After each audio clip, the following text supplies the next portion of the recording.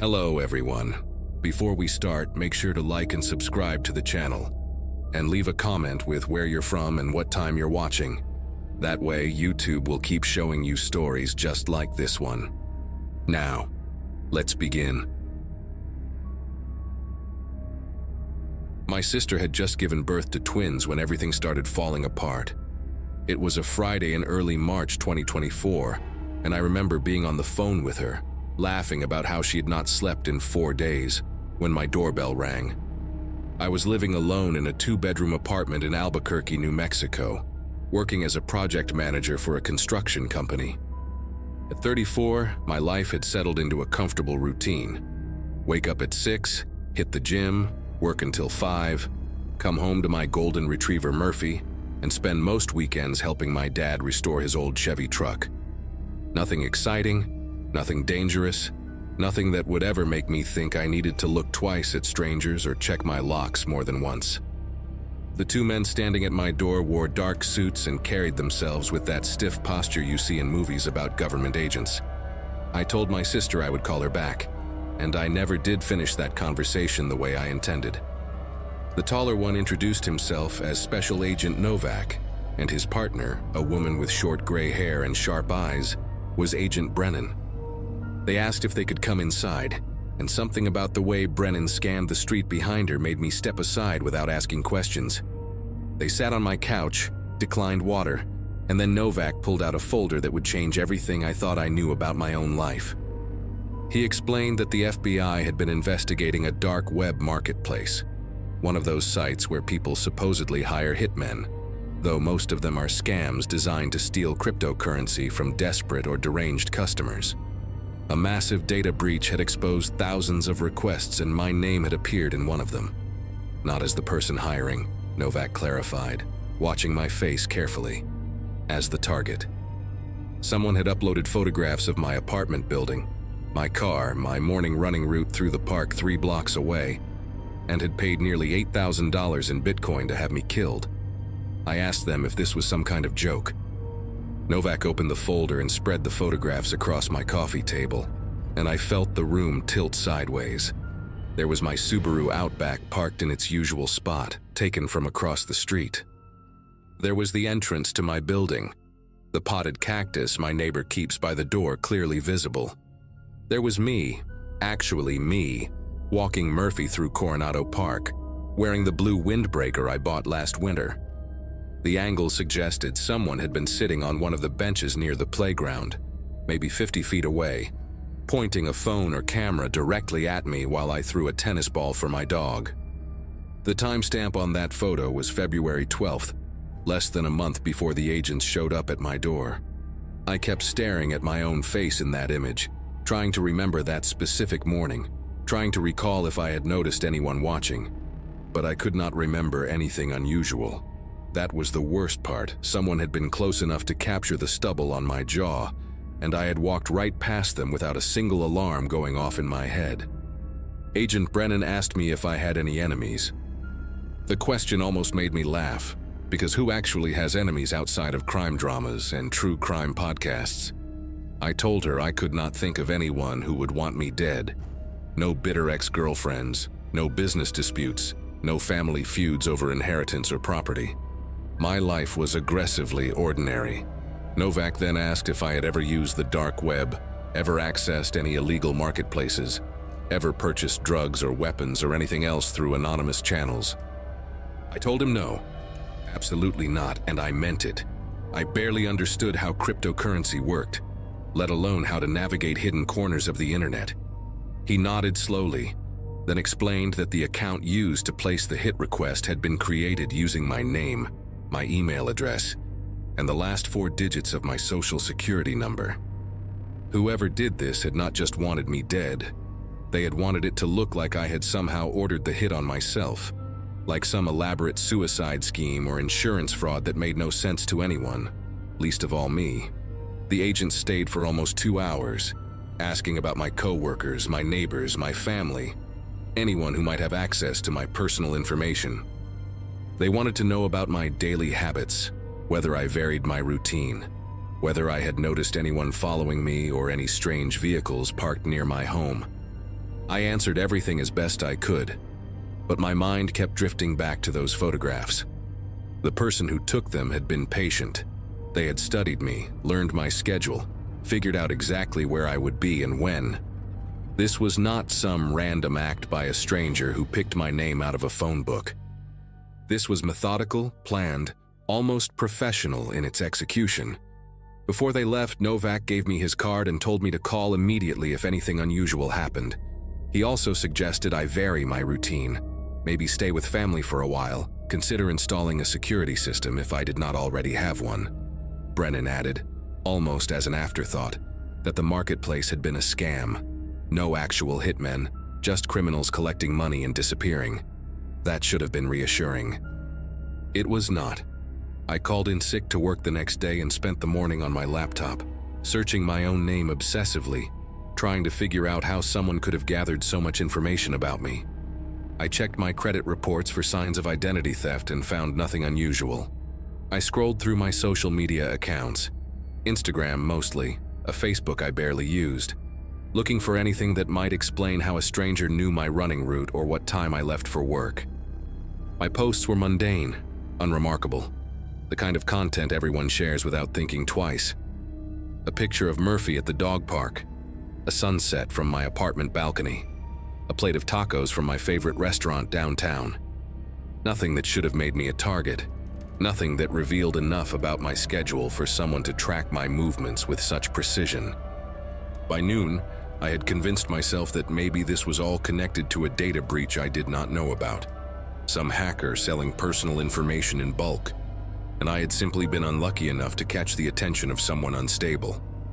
That theory held together for exactly 6 hours, until I checked my mailbox and found a plain white envelope with no return address and no postage. Just my name printed in neat block letters. Inside was a single photograph. Me again, but this time sitting at a booth inside Frontier Restaurant, a place I had eaten at exactly once in the past month, on a Saturday afternoon when I met an old college friend passing through town.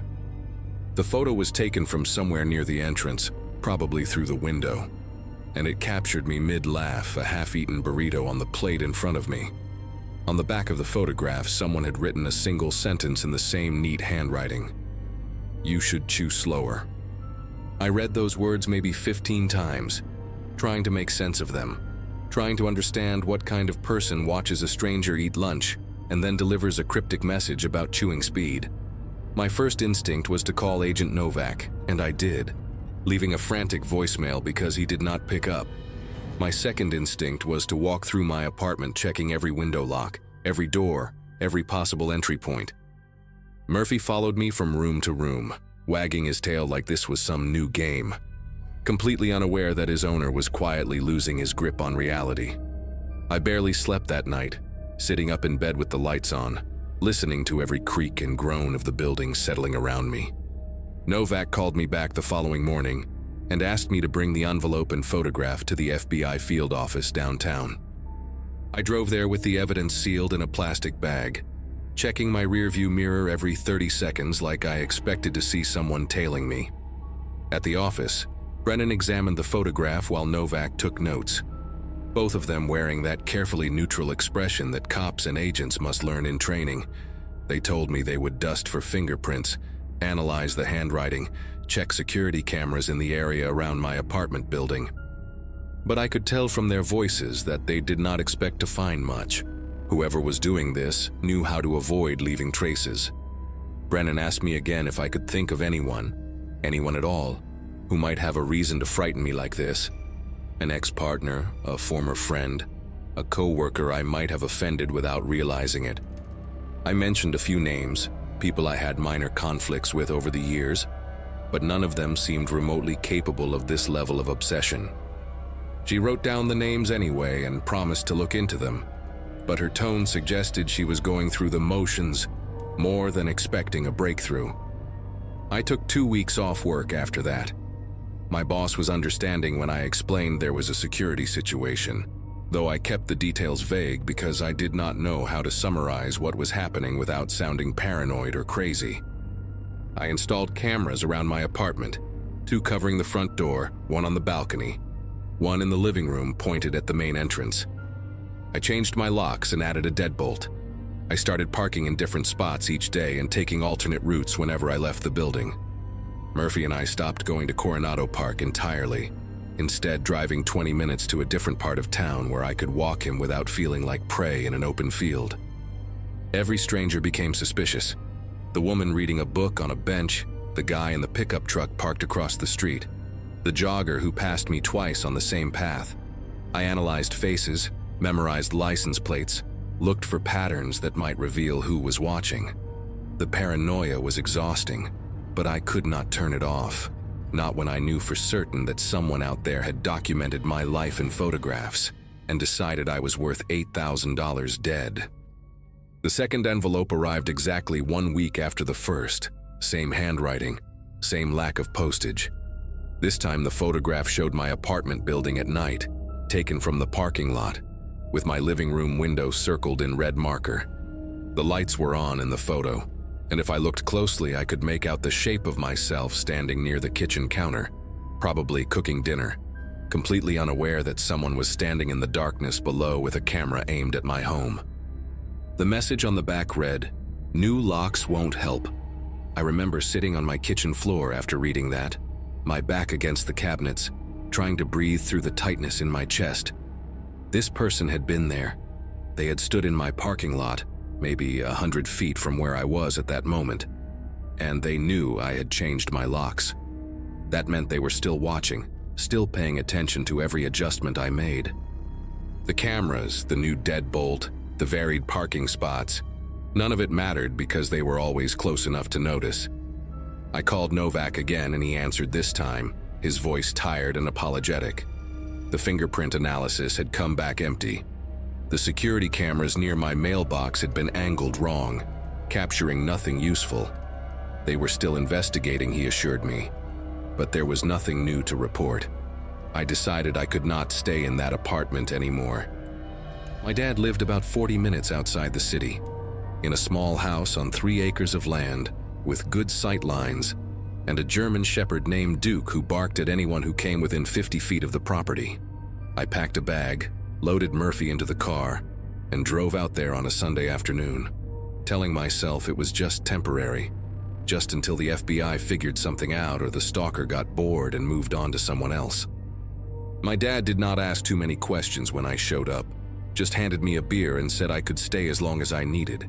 He was a retired electrician, practical and calm, the kind of man who fixed problems instead of worrying about them. That night, sitting on his back porch watching the sun go down over the desert, I felt something close to safe for the first time in weeks. The property was isolated, hard to approach without being noticed, and Duke patrolled the perimeter like he was bred for exactly this purpose. I let myself believe just for a moment that maybe I had outmaneuvered whoever was doing this. Maybe distance was the answer. Maybe they would lose interest now that I was no longer following my predictable routine in the city. That belief lasted until Wednesday morning. I had just finished breakfast and was helping my dad replace a fence post in the back pasture when I noticed something stuck to the windshield of my Subaru, parked in the driveway near the house. At first I thought it was a flyer, some advertisement that had blown in from the road, but as I got closer my legs almost gave out beneath me. It was another envelope, same white paper, same block letters spelling my name. Inside was a photograph of my father's house, taken from the road at the edge of the property, with the kitchen window visible and 2 figures standing inside, me and my dad, drinking coffee that very morning. The message on the back was longer this time. Family is nice, shame to involve them. I stood there in the driveway, the desert wind pulling at my shirt, and I understood something with horrible clarity. This person was not going to stop. They had followed me 40 minutes outside the city to a location I had never mentioned to anyone except my sister and my boss. They had found me within days, and now they were threatening my father, a 67-year-old man who had nothing to do with any of this, whose only crime was letting his son hide in his home. I told my dad everything that afternoon. He listened without interrupting, his face growing harder with each detail, And when I finished, he walked to the hall closet and came back with a shotgun I had not seen since I was a teenager. He loaded it calmly and set it by the back door, then called his neighbor, a retired sheriff named Hector who lived about a mile down the road. Hector came over within the hour, listened to the whole story again, and suggested we set up a watch schedule. He had trail cameras on his own property for tracking coyotes and offered to install a few around my dad's land, motion-activated units that would send alerts to his phone whenever anything larger than a jackrabbit moved through the frame. By nightfall, we had 6 cameras positioned along the road and the perimeter fence, covering every angle of approach. Hector also made some calls to friends still working in law enforcement, people who might be able to push the investigation forward in ways the FBI field office had not managed. I felt like I was living inside a siege, my elderly father and his neighbor arming themselves against an invisible enemy who left photographs instead of bullets. The break came 4 days later, and it did not come from the FBI or from Hector's contacts. It came from my sister, Caroline, who called me in a panic because she had received an envelope too. Same handwriting, same block letters, delivered to her home in Denver where she was recovering from giving birth to her twins. The photograph inside showed me standing in my dad's driveway, holding the previous envelope, my face frozen in that moment of realization. But Caroline, being Caroline, did something I had not thought to do. She checked her doorbell camera footage and found a clear image of the person who had placed the envelope in her mailbox. It was a man, average height, wearing a gray hoodie and jeans, his face partially visible as he turned away from the camera. She sent the image to me, and I forwarded it immediately to Agent Novak, who ran it through their facial recognition database. The match came back within 24 hours. His name was Theodore Sills, 41 years old, a former IT contractor who had worked briefly for my construction company almost 3 years earlier. I had never spoken to him directly, had no memory of his face, had probably passed him in the hallway without a second glance. But according to the FBI's investigation, Sills had been fired for accessing employee files without authorization, and somewhere in his twisted mind, he had decided that I was responsible for his termination. They arrested Theodore Sills at his apartment in Las Cruces on a Saturday morning, 2 weeks after my sister captured his face on camera. Inside his home, they found what Novak later described as a shrine. Hundreds of photographs of me printed and pinned to a corkboard, handwritten notes detailing my schedule going back almost 18 months, maps of Albuquerque with my regular locations circled in red, and a journal filled with rambling entries about how I had ruined his career and deserved to suffer. He had never intended to actually kill me, the agents concluded. The dark web hit request was theater, a way to terrify me while maintaining plausible deniability, a game designed by someone who wanted to watch me unravel from a safe distance. Sills was charged with stalking, criminal harassment, identity theft, and making terroristic threats. He is currently awaiting trial, denied bail after a judge determined he posed an ongoing risk. I moved back to my apartment eventually, though I still flinch when I check my mailbox, and I probably always will. My dad kept the trail cameras, says they help him sleep better at night.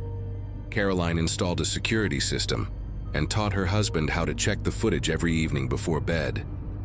We are all different now, more careful, more aware of how easily a stranger can insert themselves into your life without you ever noticing. I still do not understand why Sills chose me specifically, why my face in a hallway 3 years ago sparked something so dark and obsessive in his mind. Some questions do not have answers that make sense. Some people carry damage that the rest of us cannot see until it spills over and stains everyone around them. All I know for certain is that for 3 weeks in the spring of 2024, I learned what it feels like to be hunted by someone who knows everything about you, and I will never take my ordinary, boring, predictable life for granted again.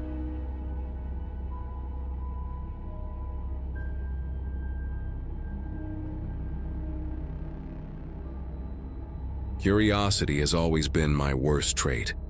My wife Bethany used to joke that I would be the guy who dies first in a horror movie, because I just had to open that door, just had to check what was making that noise. She was not wrong. By the time I graduated college back in 2015, I had already gone through 3 laptops trying to learn about things most people never think about: how to access parts of the internet that do not show up on Google, what kind of markets exist in the shadows, who sells what to whom when there are no rules. It was never about buying anything. I worked as an IT consultant for a mid-sized insurance company in Milwaukee, made decent money, paid my taxes. But at night, after Bethany went to sleep, I would sit in our spare bedroom with a VPN running and Tor open, just exploring, just looking. That was what I told myself anyway. I was a tourist in someone else's nightmare, and tourists always think they can leave whenever they want. It was a Thursday in March of 2022 when I found it. The temperature outside had dropped to single digits, and our old Victorian house creaked and groaned against the wind like it was trying to warn me about something. Bethany was visiting her mother in Arizona for the week, so I had the place to myself, just me, the hum of my computer fans, and a mug of cold coffee I kept forgetting to drink. I had been browsing a forum that specialized in exotic animal trade, the kind of place where people discussed buying tiger cubs or rare birds smuggled out of South America. Disgusting stuff, but nothing I had not seen before in my years of digital wandering. There was a thread buried near the bottom of the page with a strange title: Premium Cuts, Verified Suppliers Only. At first glance, it seemed like another subsection about rare meats, bush meat, endangered species, that sort of illegal but ultimately unsurprising content. I clicked it without thinking much, the same way you might click any link that catches your eye. That single click would become the thing I regret most in my entire life. The forum looked different from the main page I'd been browsing. The layout was stripped down, almost primitive. Black background, gray text, no images visible at first. There were maybe 40 or 50 usernames listed as active members, each one a string of random letters and numbers that meant nothing on their own.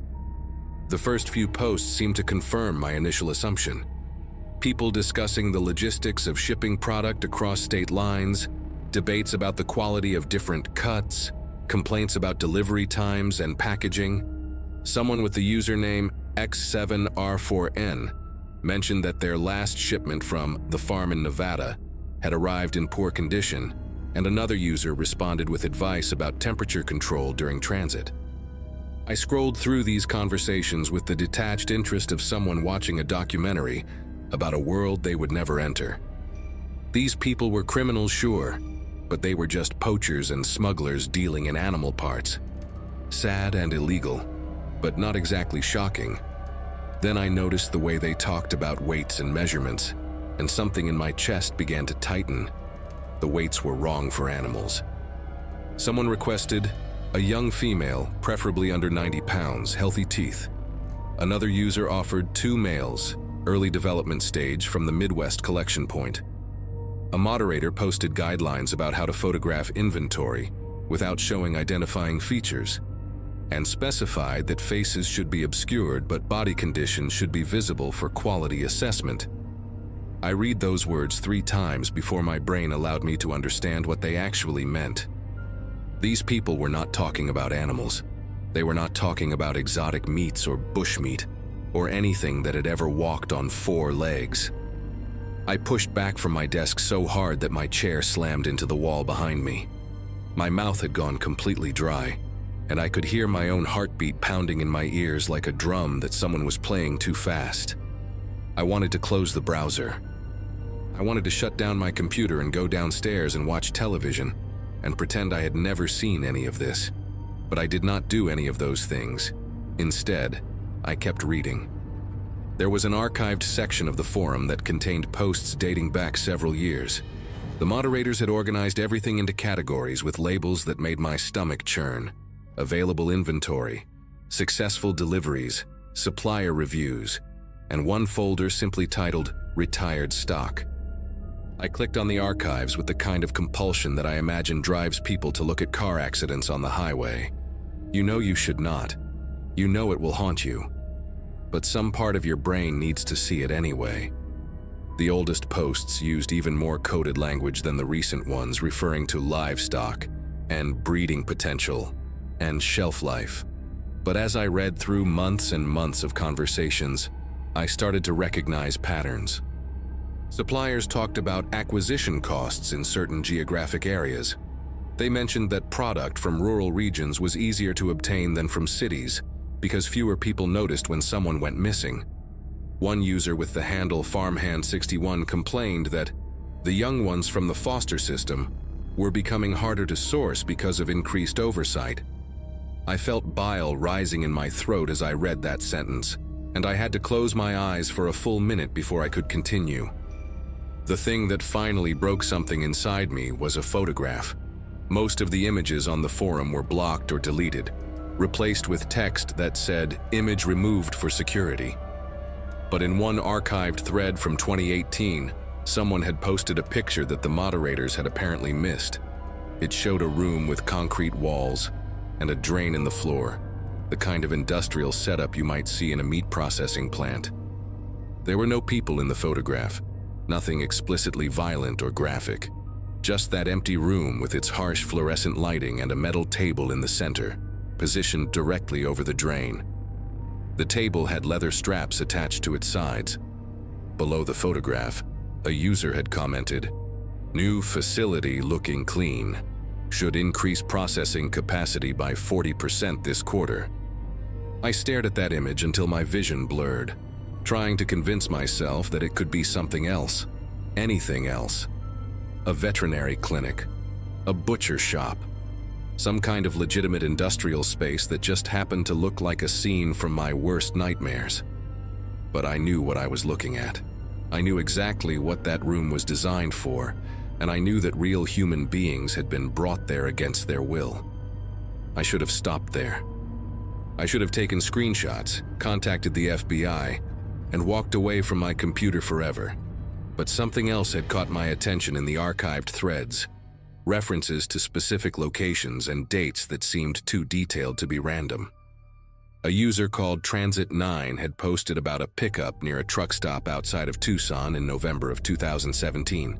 Another mentioned a batch that had been processed in a rural area of eastern Missouri the following spring. These were not vague comments. They included highway numbers, approximate mileage from major cities, and sometimes even weather conditions on the day of the operations. My hands moved to my keyboard almost without my permission, and I opened a new browser window, a regular one this time, not running through Tor. I typed the date and location from the Tucson Post into a news search. It took me less than 30 seconds to find an article about a missing 17-year-old girl named Brittany Saunders, who had last been seen at a gas station along that exact stretch of highway, just 2 days before the forum post was made. Her case was still unsolved, her family was still looking for her, and someone on that forum had referred to her as fresh product, minimal transport damage. I spent the next 4 hours cross-referencing forum posts with missing persons databases. By the time the sun started coming up through my office window, I had matched 7 different discussions to real disappearances. A 19-year-old boy from rural Kansas who vanished while walking home from his night shift at a warehouse. Twin sisters from a small town in Minnesota who went missing during a family camping trip. A homeless woman in her 20s whose case had barely made the local news in Albuquerque. Each time, the forum posts lined up with the locations and time frames in ways that could not be coincidental. The users talked about these people the way restaurant suppliers might discuss shipments of beef or chicken, quality ratings, complaints about damaged goods, arguments about pricing. One thread contained a detailed review of a supplier who operated somewhere in the Great Lakes region, praising his ability to acquire clean product with no prior documentation. I realized with a sickening clarity that they meant people who would not be missed. Runaways, homeless individuals, undocumented immigrants, people whose disappearances would never make national headlines, whose faces would never appear on primetime news segments. The system was designed to target the invisible, and it had been operating for years right beneath the surface of the world I thought I knew. By mid-morning, I had compiled a document with everything I had found. Screenshots of forum posts, links to news articles about the missing persons cases, a timeline showing how the dates matched up. My eyes burned from staring at the screen all night, and my body ached from sitting in the same position for hours without moving. I had not eaten anything since dinner the previous evening, but the thought of food made me physically ill. I saved the document to an encrypted folder, and then sat there for a long time, trying to figure out what to do next. Calling the local police seemed pointless. This was clearly something that spanned multiple states, maybe even multiple countries. The FBI had a tip line for crimes like this, but I had no idea how to explain what I had found without also explaining how I had found it. Would they take me seriously, or would they treat me as a suspect? I had spent years poking around in corners of the internet where illegal things happened. My browsing history alone could probably get me flagged by a dozen different agencies. But I kept thinking about Brittany Saunders, about her photograph in that news article. A senior portrait with a bright smile and a blue background. The kind of picture that ends up on missing posters and milk cartons. Someone on that forum had called her fresh product. Someone had weighed her like meat and assigned her a price. I picked up my phone and dialed the FBI tip line before I could talk myself out of it. The woman who answered sounded tired, like she had already taken 100 calls that morning and expected 100 more before lunch. I told her I had found something online that I believed was connected to human trafficking. She asked me a series of questions in a flat, professional voice. What website? How did I access it? What specifically did I observe? I answered as clearly as I could, though my voice kept cracking in places where I had to describe the content of the forum posts. When I mentioned that I had matched some of the discussions to real missing persons cases, her tone shifted slightly. Not quite interested, but more alert. She took down my name and contact information and told me that someone from the cyber division would be in touch within 48 hours. Then she thanked me for calling, and the line went dead. I sat there holding my phone for several minutes, unsure whether I had just done something brave or something incredibly stupid. The forum was still open on my computer screen, those gray letters glowing against the black background like a warning I had ignored.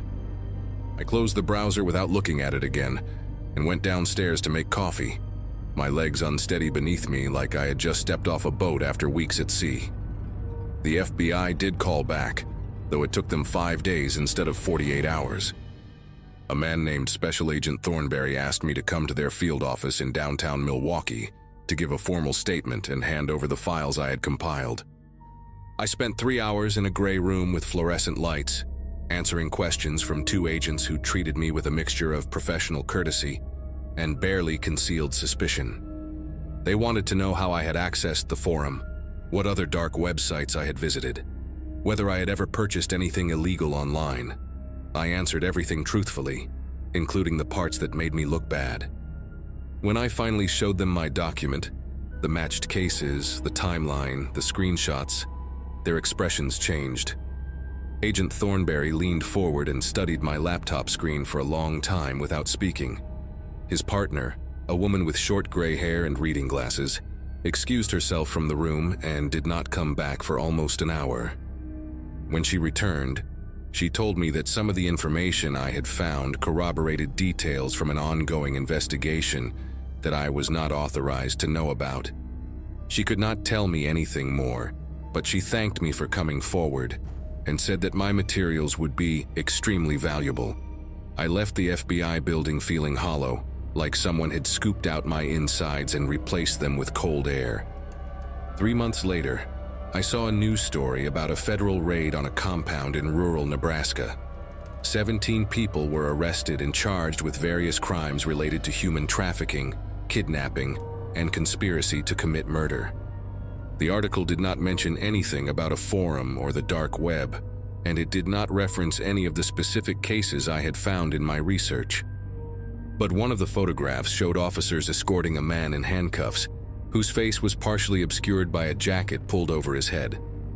Below the image, a caption identified him only as a key figure in the trafficking network believed to have operated across multiple states.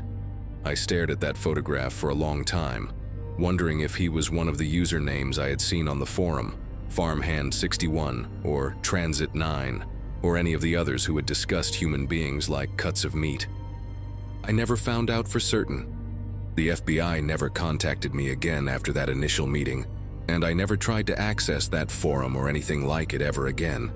I deleted Tor from my computer, canceled my VPN subscription, and told Bethany that I was done with my late-night explorations of the internet's dark corners. She did not ask why, and I did not offer an explanation. Some things are too heavy to share, even with the person you love most in the world. To this day, I still think about Brittany Saunders and the others whose names I found in those archives. I think about the ones I did not find, the ones who disappeared without anyone ever noticing. And sometimes late at night when I cannot sleep, I wonder how many forums like that one are still out there, operating quietly in the shadows while the rest of us scroll through our phones and pretend the world is a safer place than it actually is.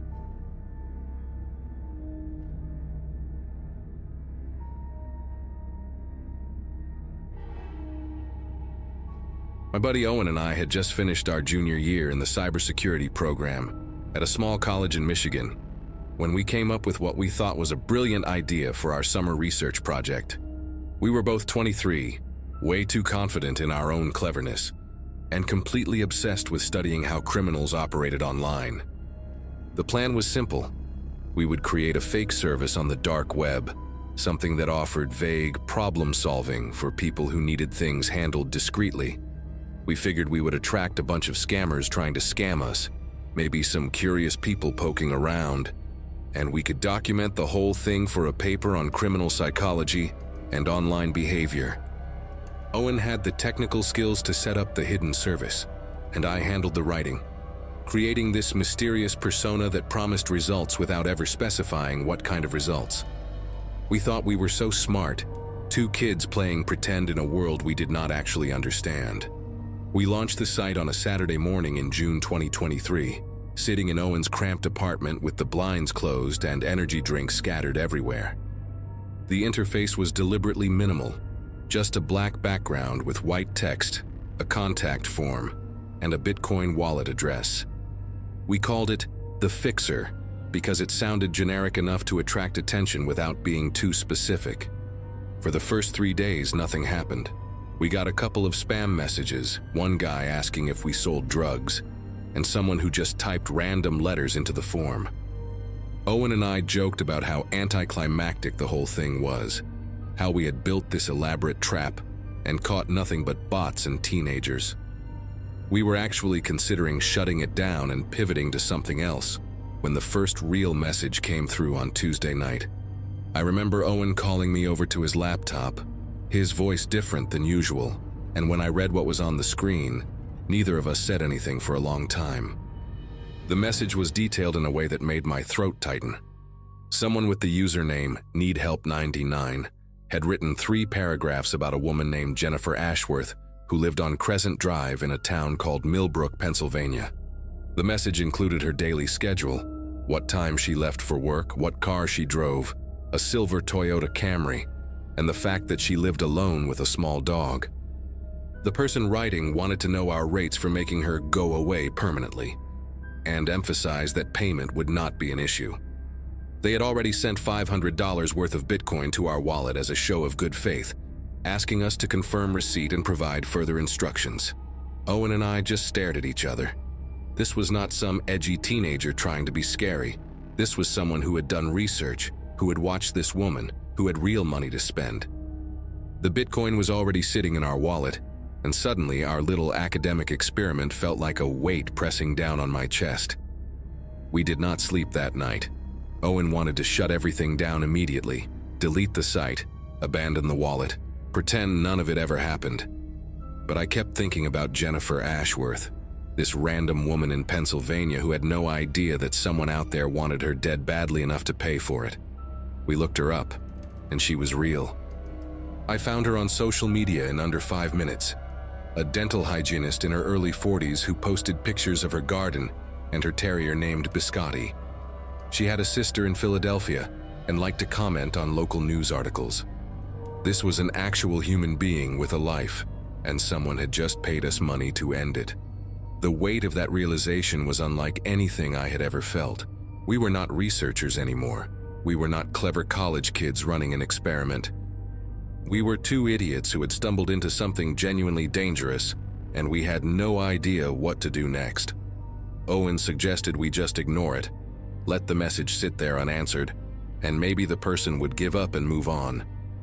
But by Wednesday afternoon, 2 more messages had come through, and these were worse. One was from someone asking about a business partner who had allegedly stolen money from them, wanting to know if we could arrange for the guy to have an accident that would look natural. They included the target's home address in suburban Chicago, his gym schedule, and the make and model of his car. The second message was shorter but somehow more disturbing, just a name, an age, 15, and a school address, followed by a question about whether we handled younger problems and how much extra that would cost. I actually had to get up and walk away from the computer after reading that one. I stood in Owen's kitchen with my hands pressed against the counter, trying to breathe normally, trying to process that someone out there was asking us to hurt a child. These were not hypothetical situations or dark fantasies people were typing out for shock value. These were requests with real information, real locations, real people who could be found and verified. By Thursday morning, we had received 11 messages total, and the Bitcoin wallet had grown to almost $3,000 in unsolicited deposits. Owen had not left his apartment in 2 days, and I had barely eaten anything since Tuesday. We kept going back and forth about what to do. Going to the police felt impossible, because we would have to explain that we had created an illegal service on the dark web, even if it was fake, even if we never intended to actually do anything. We could face charges ourselves, expulsion from school, maybe even federal prosecution for soliciting crimes across state lines. But staying silent meant that these people, these real people who wanted real harm done, would just find someone else to do it. Someone who would actually take their money and follow through. I remember sitting on Owen's couch at around 4 in the morning, both of us exhausted and terrified, when another notification popped up, another message, another request, another life that someone wanted erased, and all I could think was that we had opened a door we did not know how to close. Owen finally broke down on Friday. He said we had to tell someone, that he could not carry this anymore, that every time he closed his eyes he saw that 15-year-old kid whose name he had memorized without meaning to. We decided to reach out to one of our professors, a guy named Dr. Whitfield who taught network security and had done consulting work for law enforcement in the past. We figured he might know how to handle this without immediately destroying our lives. I sent him an email asking if we could meet urgently about a research situation that got out of hand, and he responded within an hour, saying to come to his office that afternoon. Walking across campus that day felt surreal. Students were throwing frisbees on the quad, laughing about summer plans, complaining about the heat. And there we were, carrying screenshots of murder requests in a folder, about to confess that we had accidentally built a marketplace for violence. I kept looking at people's faces and wondering how many of them had dark thoughts they never acted on, and how many were like the people messaging us, just waiting for the right opportunity. Dr. Whitfield listened to everything without interrupting. We showed him the messages, the wallet balance, the details people had provided about their intended victims. When we finished, he sat back in his chair and rubbed his face with both hands, and for a long moment he did not say anything. Then he told us something I will never forget. He said that what we had stumbled into was not unusual, that the dark web was full of services exactly like the one we had created, and that law enforcement knew most of them were scams or honeypots. But the people sending those messages did not know that. To them, our fake service was real, and their intentions were real, and the money they sent was real. He said we had 2 options: shut everything down and hope nothing came of it, or work with him to hand the information over to the FBI through proper channels that might protect our identities. He could not promise anything, but he knew people who handled these cases. Owen and I looked at each other, and for the first time in days, I felt like maybe there was a way out of this nightmare. We agreed to let Whitfield make the calls. He told us to keep the site running for now, to not respond to any messages, and to document everything that came in. The FBI would want as much data as possible, and shutting down prematurely could spook the people who had already made contact. That weekend was the longest of my life. I went back to my own apartment, but I could not stop checking my phone, waiting for updates from Owen about new messages. They kept coming. A woman in Texas wanting her ex-husband dealt with before their custody hearing. A guy in Minnesota asking about pricing for surveillance and intimidation of a coworker. Someone offering $10,000 for a clean job on a landlord who was trying to evict them. Each message was a window into a life I never wanted to see, a person who had decided that violence was a reasonable solution to their problems. I started having trouble distinguishing between sleep and waking because the same thoughts cycled through my head constantly.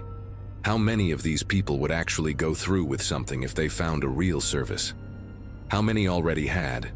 On Monday, Whitfield called us back to his office and introduced us to two federal agents who had driven up from Detroit.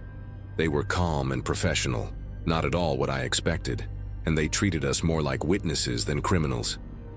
They explained that our situation was not unique, that they had seen college students and amateur hackers stumble into similar traps before.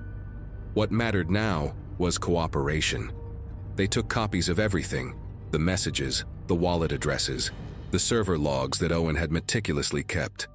One of the agents, a woman with short gray hair whose name I never caught, told us that at least 3 of the requests we received matched ongoing investigations. Real cases with real suspects who had been looking for exactly the kind of service we pretended to offer. She said our data could help build cases against people who might otherwise never face consequences. I should have felt relieved, but instead, I just felt hollow. These were not abstract criminals. These were regular people with jobs and families who had typed out requests to have other human beings killed, and they were everywhere. The agents told us to take down the site that same day, and Owen did it right there in Whitfield's office. I watched him type the commands, watched the server go dark, and felt nothing close to closure. We were told not to discuss the case with anyone, that we might be called as witnesses if any prosecutions moved forward, and that our identities would be protected as much as possible. They thanked us for coming forward and said we had done the right thing, but those words felt empty. We had not done the right thing. We had done a stupid, reckless thing that happened to produce useful information by accident. The agents left. Whitfield told us to take care of ourselves, and Owen and I walked out of that building into the summer heat without saying a word to each other. I remember the sunlight feeling offensive somehow, too bright and too normal for what we had just been through. We parted ways at the edge of campus, and I did not see Owen again for almost 2 weeks. Neither of us knew how to talk about it. That was over a year ago now. I finished my degree, got a job at a small IT firm, and moved to a different state. Owen and I text sometimes, but we never bring up that summer. The FBI contacted me once, about 6 months after everything happened, to let me know that 2 arrests had been made in connection with information we provided. They did not give me details, just said that our cooperation had helped. I should feel good about that, I guess, but mostly I just feel different. I look at people differently now. The guy behind me in line at the grocery store, the woman walking her dog past my apartment, the coworker who complains about his divorce every day at lunch. I wonder which of them has thought about crossing a line they can never come back from. I wonder how many people out there right now are typing messages into dark corners of the internet, looking for someone to solve their problems permanently. We ran that site for less than a week, and we received over 30 requests. 30 people willing to pay money to have someone hurt or killed, and that was just our tiny fake operation in one small corner of the web. I do not sleep well anymore. I probably never will again.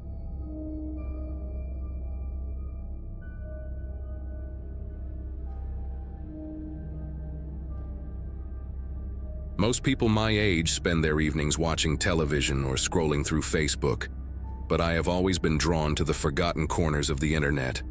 I work as a digital archivist for the county library system in Albuquerque, A job that sounds boring until you realize it gives you access to tools and knowledge that most civilians never encounter.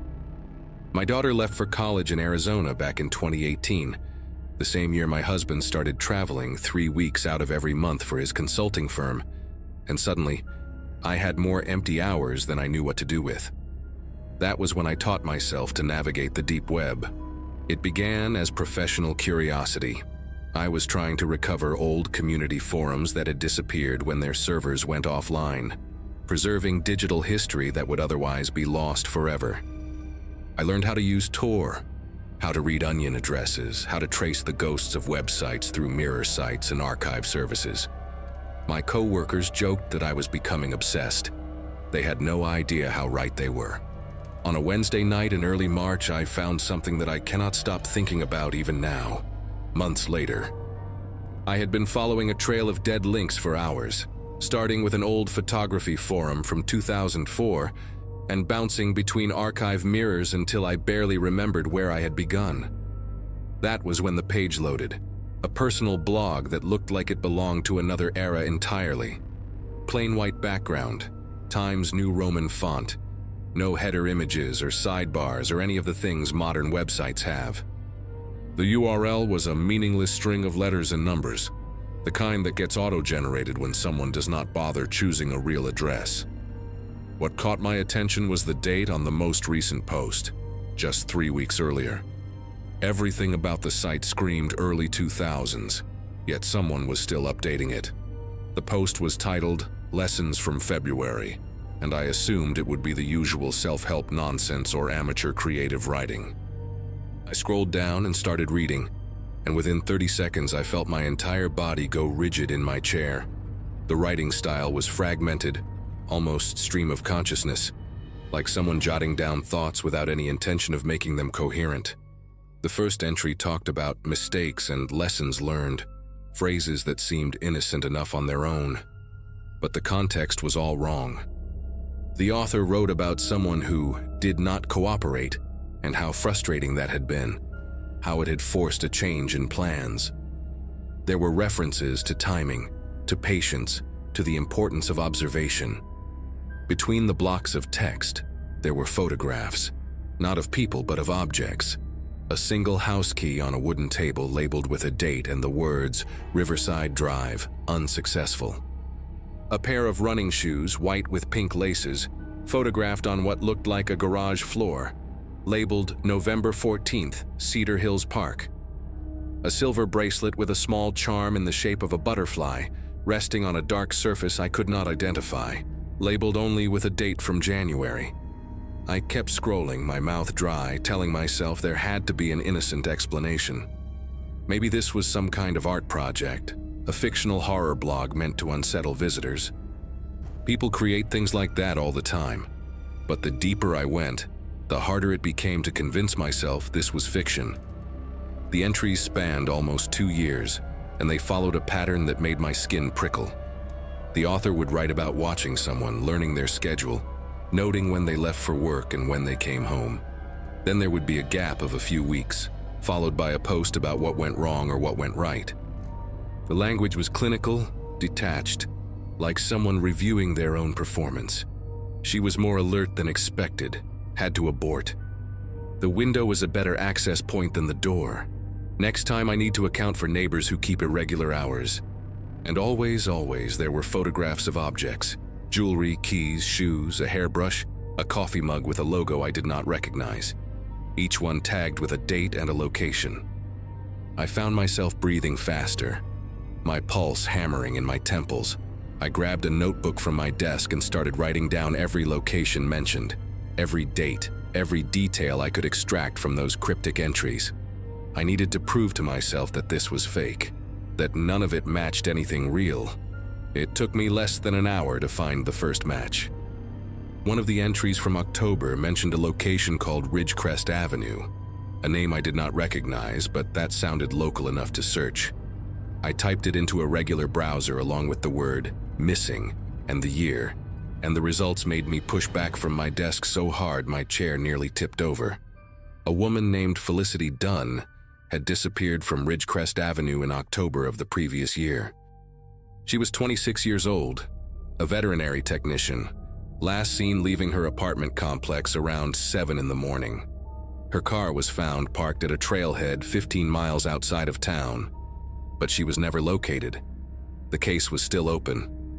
I pulled up every news article I could find about her, scanning for details, and then I went back to the blog and read that October entry again.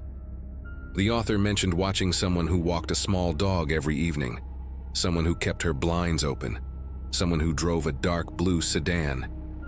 Felicity Dunn owned a Chihuahua mix named Peanut. She lived in a ground floor unit. Her missing person flyer showed her standing next to a navy blue Mazda. I sat in my chair, unable to move, reading those two sources side by side until the words blurred together. I wanted to believe it was coincidence. Ridgecrest Avenue is not an uncommon street name, and plenty of young women have small dogs and dark sedans. But something in my gut knew better. I went back to the blog and found the photograph attached to that October entry. A single silver stud earring shaped like a tiny star, resting on what looked like concrete. I searched for more images of Felicity Dunn and found an Instagram account her family had kept public as part of the search efforts. In photo after photo, she wore the same small silver stars in her ears. They had been a gift from her grandmother, according to one of the caption. I closed my laptop and sat in the dark for a long time, listening to the hum of the refrigerator down the hall, trying to process what I had just found. Either I had stumbled onto the personal journal of someone who was fantasizing about crimes he had read about in the news, or I had found something much worse. A record. A trophy case. The private documentation of someone who was actively hunting people in my city and getting away with it. I did not sleep that night. I made coffee at 2 in the morning and sat at my kitchen table with my notebook, going through every entry on the blog and cross-referencing each location and date with local news archives. By sunrise, I had found 3 more potential matches. A woman named Iris Calloway, who vanished from a neighborhood called Sunset Terrace in August. The blog mentioned that same area and described someone who moved too quickly and noticed things she should not have noticed. A college student named Brooke Ellison who disappeared from near the university campus in December. Her backpack found abandoned in an alley behind a coffee shop. The blog had an entry from that same week about a near miss and the difficulty of working in areas with too many witnesses. And most disturbingly, a Jane Doe case from the previous spring. A body discovered in an arroyo on the outskirts of the city, never identified. The blog entry from that period talked about finishing what was started and included a photograph of a thin gold necklace with a broken clasp. Each connection I found made me feel more certain and more terrified. This was not fiction. This was not a game. Someone was documenting their crimes in a hidden corner of the internet, and I had found it by accident. The entry that finally pushed me to action was dated just 6 weeks before I discovered the site. It mentioned a location I recognized immediately, Lomas Boulevard, less than 3 miles from my own house. The author wrote about a new subject, someone they had been watching for several weeks, someone whose patterns were predictable and whose building had poor security. There was a photograph of a keychain, a small leather strap with a brass initial charm, the letter K, and a note about how easy it had been to make a copy while the subject was distracted at a laundromat. I searched for recent missing persons reports from that area and found nothing, which should have been a relief but instead filled me with dread. The blog entry was recent. The author was still watching. Whoever owned that keychain might still be alive, still going about their daily routine, completely unaware that someone had copied their key and was waiting for the right moment. I could not just sit on this information. I could not go back to my normal life and pretend I had never seen any of it, but I also had no idea what to do next, or who would even believe me. I called the Albuquerque Police Department that same morning, my voice shaking as I tried to explain what I had found. The woman who answered transferred me twice before I finally reached a detective in the missing persons unit, a man named Sergeant Orozco, who listened patiently while I stumbled through my story. I told him about the blog, about the photographs of personal items, about the locations and dates that matched open cases. I gave him the names: Felicity Dunn, Iris Calloway, Brooke Ellison. I described the entry about Lomas Boulevard and the copied key. When he finished, there was a long pause on the other end of the line. Sergeant Orozco asked me how I had found this website, and I explained about my work, about the deep web, about following dead links through archive services. He asked if I had saved any of the content, and my heart sank because I had not. I had been so focused on researching the connections that I never thought to take screenshots or download the pages. He gave me his email address and asked me to send him the URL so their digital forensics team could take a look. I thanked him and hung up, already opening my laptop to retrieve the address from my browser history. The site was gone. I clicked through my history, found the exact link I had followed the night before, and watched it load into nothing but a blank page with an error message. Connection refused. I tried again, cleared my cache, restarted Tor, used a different browser. Nothing worked. The blog had vanished completely, as if it had never existed at all. I sat there staring at the error message, feeling a cold weight settle in my stomach. Whoever ran that site had either taken it down on their own or had some way of knowing when they were being watched. I emailed Sergeant Orozco anyway, sending him the URL and explaining that the page was no longer accessible. I attached my handwritten notes, everything I had documented during my sleepless night, every name and date and location I had connected. His response came 3 hours later. A polite thank you for my concern, a note that the digital forensics team had been unable to locate any content at the address I provided, and a suggestion that I might have encountered a hoax or an elaborate piece of horror fiction designed to seem realistic. He said they would keep my notes on file, but there was nothing actionable without evidence. I read that email 4 times, each time feeling more sick than before. For the next 2 weeks, I became obsessed with finding the site again. I spent every free moment retracing my steps through the deep web, following every dead link I could remember, searching for any fragment of the blog that might have been cached or mirrored somewhere. I found nothing. It was like chasing smoke. Meanwhile, I kept checking the local news, dreading the moment when a new missing person report would appear, when another woman would vanish from Lomas Boulevard or somewhere nearby. I thought about the keychain with the letter K, about the person who owned it, about the copied key sitting in some predator's pocket. I thought about knocking on doors in that neighborhood, warning strangers about a threat I could not prove, but I knew how that would look. A middle-aged woman ranting about a website nobody else had seen, sounding exactly like the kind of person people cross the street to avoid. My husband came home from one of his trips and found me sitting in the dark at 3 in the morning, laptop open, eyes red from exhaustion. He asked me what was wrong and I tried to explain, but the words came out scattered and paranoid. He held my hand and told me I needed to step away from the computer, that I was scaring him. Maybe he was right. Maybe I was losing perspective. But I could not shake the knowledge of what I had seen. The news broke on a Sunday morning in late April. A woman named Kendra Vogel had been reported missing from her apartment on Lomas Boulevard. She was 31 years old, a physical therapist last seen by a coworker on Friday evening. Her door showed no signs of forced entry. Her car was still in the parking lot. Her family said she would never leave without telling someone, that she was not the type to just disappear. I stared at the article on my phone, reading the name over and over again. Kendra, the letter K on the keychain. He had a copy of her key. He had been inside her apartment before she even knew she was in danger. I called Sergeant Orozco immediately and left a voicemail that probably sounded unhinged. I told him about the blog entry, about the keychain, about how I had tried to warn him weeks ago. He called me back that afternoon, and this time his tone was different. He asked me to come to the station and give a formal statement. He asked if I would be willing to work with their digital forensics team to try to reconstruct my search history from that night. He did not apologize for dismissing me before, but I could hear something new in his voice, something that sounded almost like fear. I told him I would be there within the hour. The next 3 months were a blur of interviews, forensic analysis, and waiting.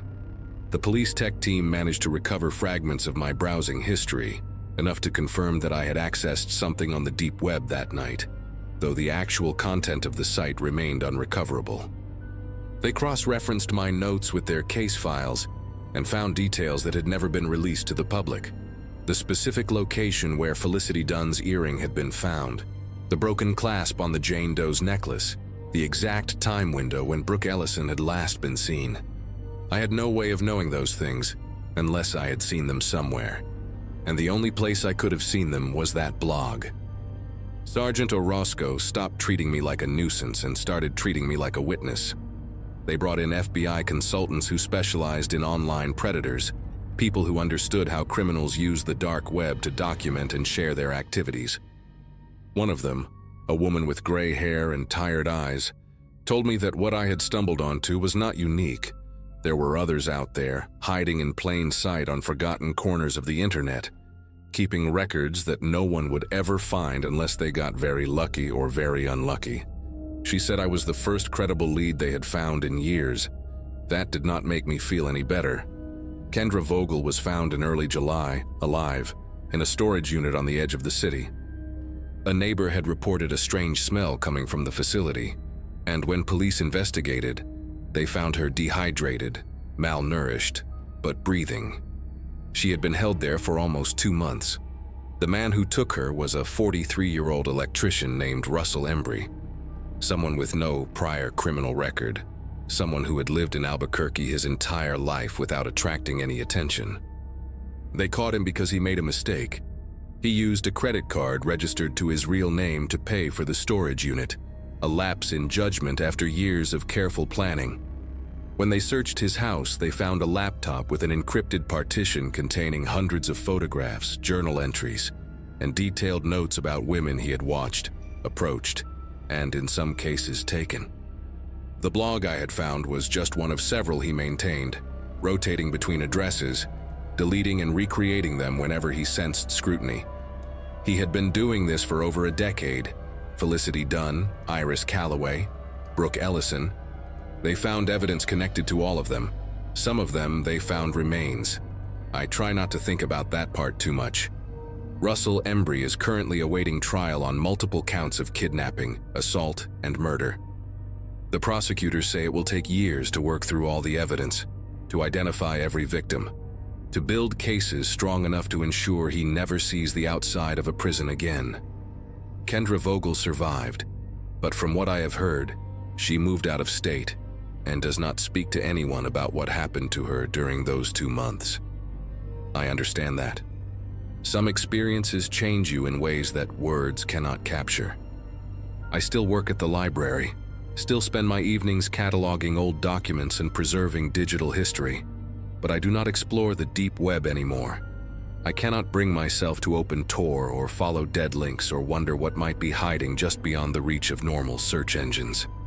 Sometimes at night, when my husband is asleep and the house is quiet, I think about that blog and the plain white background and the photographs of objects that belong to women who would never come home.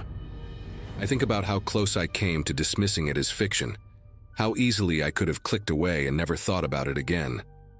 I think about the entry for Lomas Boulevard, about the keychain with the letter K, about the weeks I spent trying to warn someone while a woman sat in a storage unit waiting to die.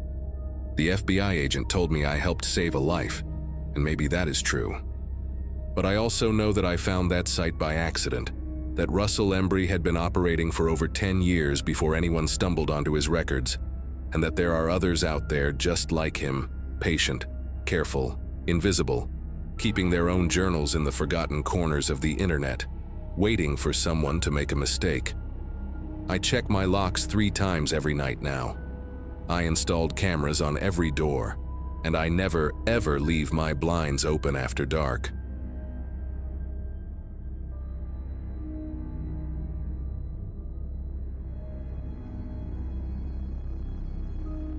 Friday nights alone used to feel like a luxury.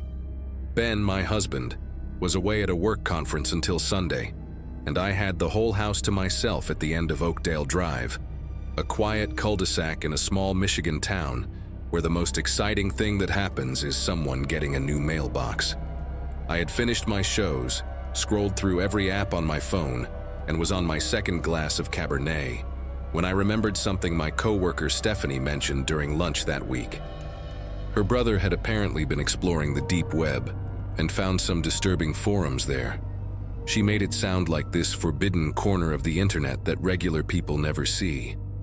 I got my laptop, started searching for tutorials, and after about an hour I managed to download a Tor browser and figure out how it worked. Most of the links I clicked were garbage, broken pages, stuff in languages I could not read. But then I found this one forum that loaded perfectly, and I wish to God it had been broken too. The forum looked ancient, like something from the early 2000s, with a dark background and plain white text. No fancy graphics, no logos, just threads and usernames that were random strings of numbers and letters. I scrolled through the main page and my curiosity turned into something else entirely.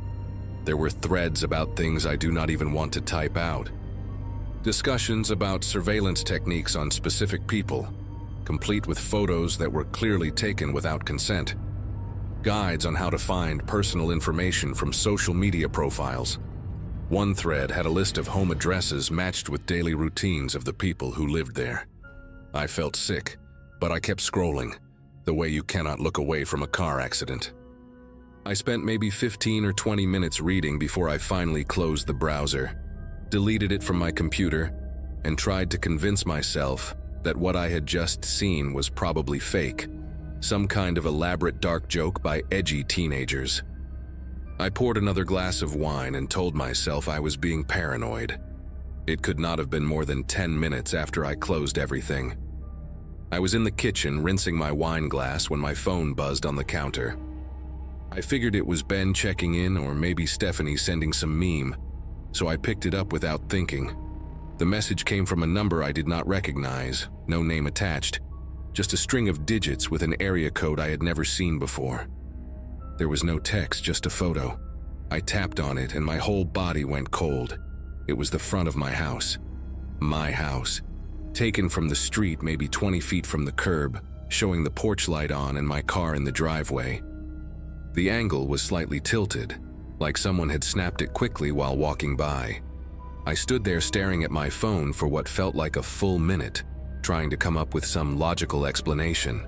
Maybe it was a wrong number, some weird coincidence, a realtor sending photos to the wrong contact.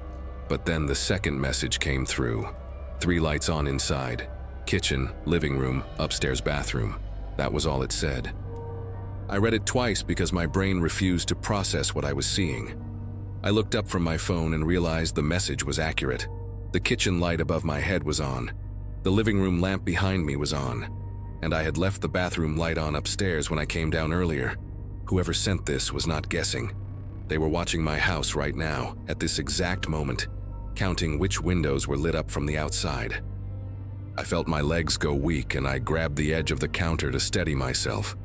I wanted to run to the windows and look outside, but something told me that was exactly what they wanted me to do. I wanted to see who was out there, but I also did not want them to see me seeing them. I just stood there in my kitchen, frozen between the urge to look and the fear of what I might find. I grabbed my phone and tried to call Ben. My fingers were trembling so badly that I mistyped his number twice before finally getting it right. It rang once, twice, 3 times, and then went to voicemail. I hung up and tried again. Same thing.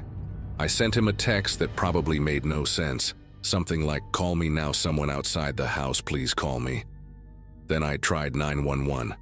I dialed the numbers and pressed call, and the screen showed it was connecting, but nothing happened. No ring, no operator, nothing. I pulled the phone away from my face and saw that I had full signal, 4 bars. Everything looked normal. I tried again, and this time it rang once before cutting out completely. I do not know if it was the phone, the network, or something else entirely, but in that moment I felt more alone than I have ever felt in my life. I was standing in my own kitchen, in my own house, and I could not reach a single person who could help me. That is when I heard it. A soft rattling sound coming from the front of the house.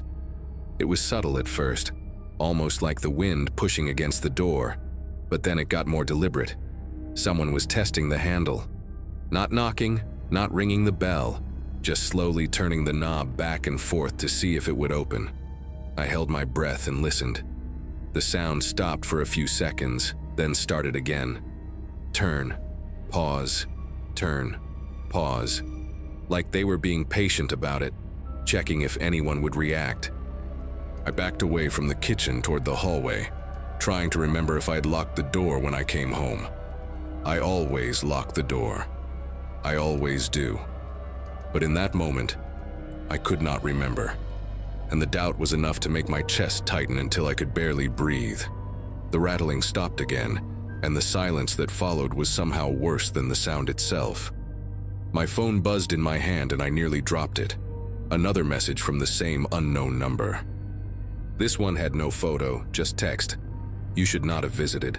I stared at those 5 words and felt something click into place in my brain. The forum, the deep web. Somehow, in those 15 or 20 minutes I spent scrolling through that site, someone had tracked me. I thought I was anonymous, thought the Tor browser was supposed to hide everything, but clearly I was wrong. Maybe I clicked something I should not have. Maybe my computer gave away information I did not know it could give. I do not understand how any of it works. And standing there in my hallway with someone outside my door, I realized how stupid I had been. I was a 31-year-old woman who worked in insurance and barely knew how to update her own phone, and I thought I could just waltz into the darkest corner of the internet without consequences. I made a decision. I was not going to stand there like a sitting duck waiting for whatever was going to happen next. I moved as quietly as I could toward the back of the house, staying low, keeping away from the windows. Our house has a back door that leads out to a small patio, and then the yard, which connects to a strip of woods that separates our neighborhood from the next one over. If I could get outside without being seen, I could run to the Nelson's house 2 doors down. They were an older couple, retired, and I knew they were home because I had seen their living room light on earlier. I reached the back door and put my hand on the lock. It was a sliding glass door, the kind that makes noise no matter how careful you are. I took a breath and started to slide it open, just an inch at first, then a little more. The cold night air hit my face and I was about to step out when my phone buzzed again. The message was a photo. My back patio, taken from somewhere in the yard, maybe near the tree line, showing the sliding glass door I was standing behind. I could see my own silhouette in the image, backlit by the hallway light, my hand on the door frame.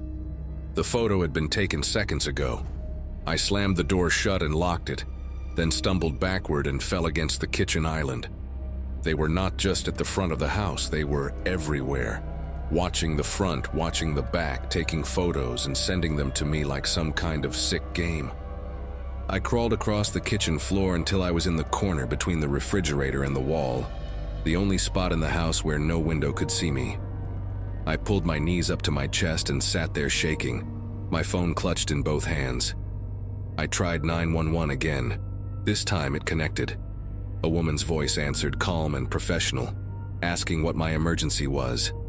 I started talking so fast I could barely get the words out. I told her someone was outside my house, that they were sending me photos, that they had been trying the door. She asked for my address and I gave it to her, my voice cracking on every syllable.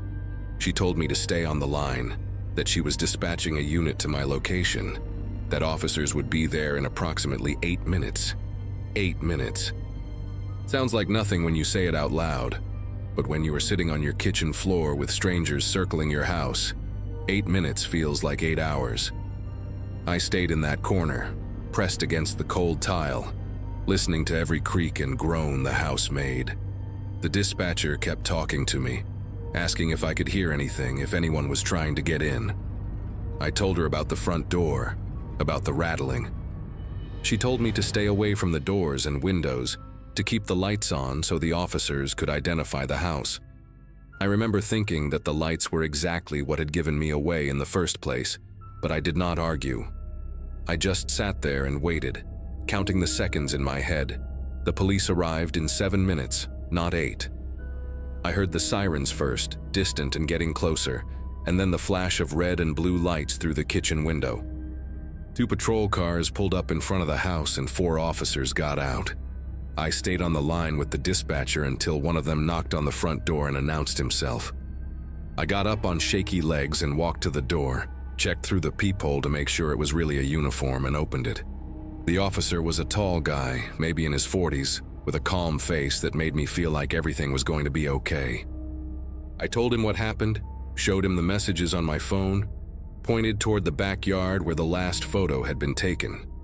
2 of the officers went around the side of the house with flashlights, while the other 2 stayed with me. I watched their lights sweep across the yard through the trees along the fence line. After about 10 minutes, they came back. They had not found anyone. No footprints in the soft ground near the tree line. No signs that anyone had been standing there. Nothing.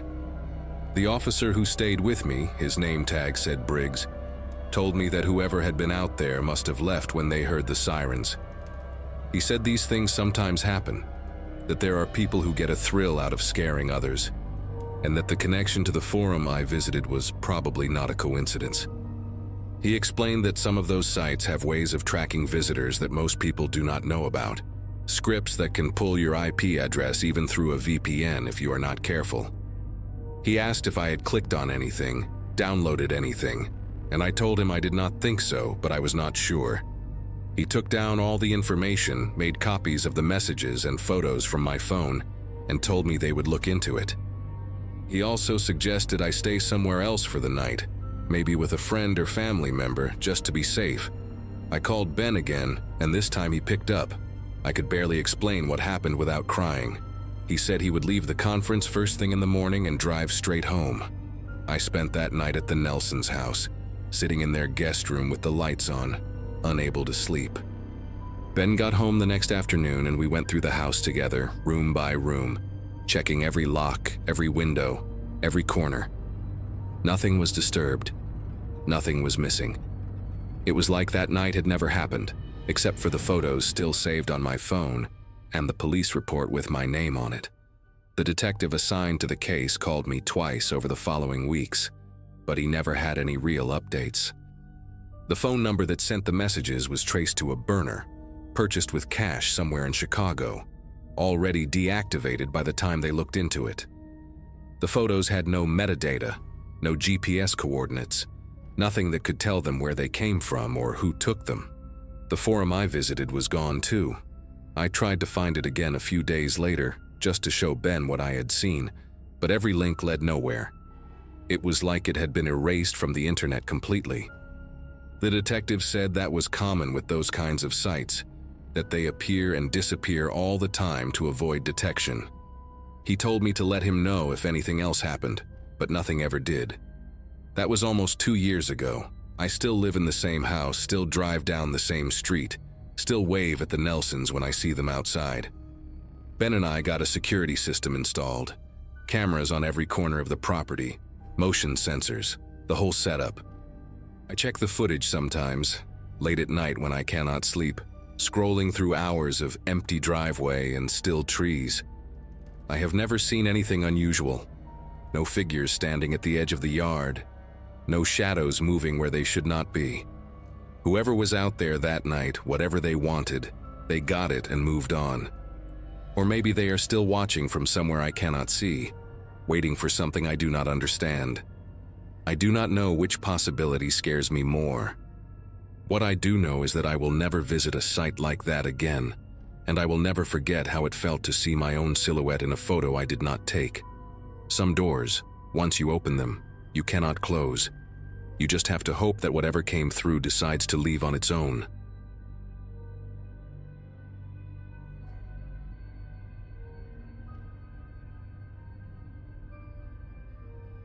Boredom can make you do stupid things. At 16, with summer break stretching out like an endless desert and most of my friends away on family vacations, I found myself alone in our house in suburban Milwaukee more often than not. My parents both worked long shifts, Dad at a packaging plant, Mom as a nurse at the county hospital. So from June through August, the house was basically mine from 7 in the morning until 6 at night. I had a decent gaming PC in my room, a graduation gift from my uncle who worked in IT, and way too much unsupervised time on my hands. Most days I would just play online games, watch YouTube videos, or scroll through Reddit until my eyes burned. But that particular summer, around mid-July 2024, I got curious about something I had only heard whispers about in gaming forums and edgy corners of the internet: the deep web. It started innocently enough, or at least that is what I told myself. I downloaded Tor after watching a few videos about internet privacy and how journalists in dangerous countries used it to communicate safely. The first few sites I visited were boring, just forums about cryptocurrency, some libraries of old books, nothing exciting. But then I stumbled into the stranger corners. Not the illegal marketplaces or anything that extreme. I was curious, not suicidal. But forums where people discussed hacking, shared supposedly leaked documents, and posted cryptic threads about corporate surveillance. One forum in particular caught my attention. It was called the Null Archive, and it presented itself as a community of digital privacy advocates. The interface was ugly, all dark backgrounds and green text like something from an old movie about hackers. I created an account with a fake email and a username I thought was clever at the time: ShadowBite16. I lurked for a few days, reading threads, never posting anything. I figured as long as I did not interact, I was safe. I could not have been more wrong. About 3 weeks into my little exploration phase, I got a private message.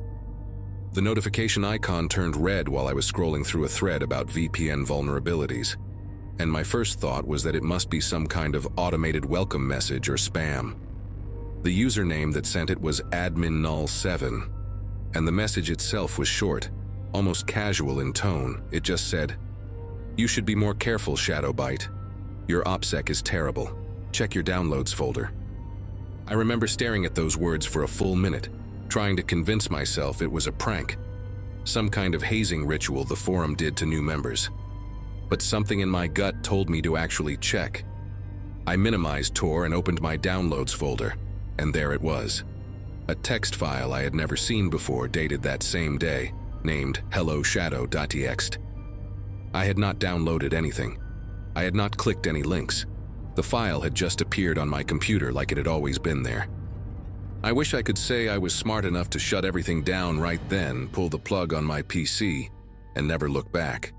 But curiosity is a powerful drug, especially when you are 16 and think you are invincible. I opened the text file.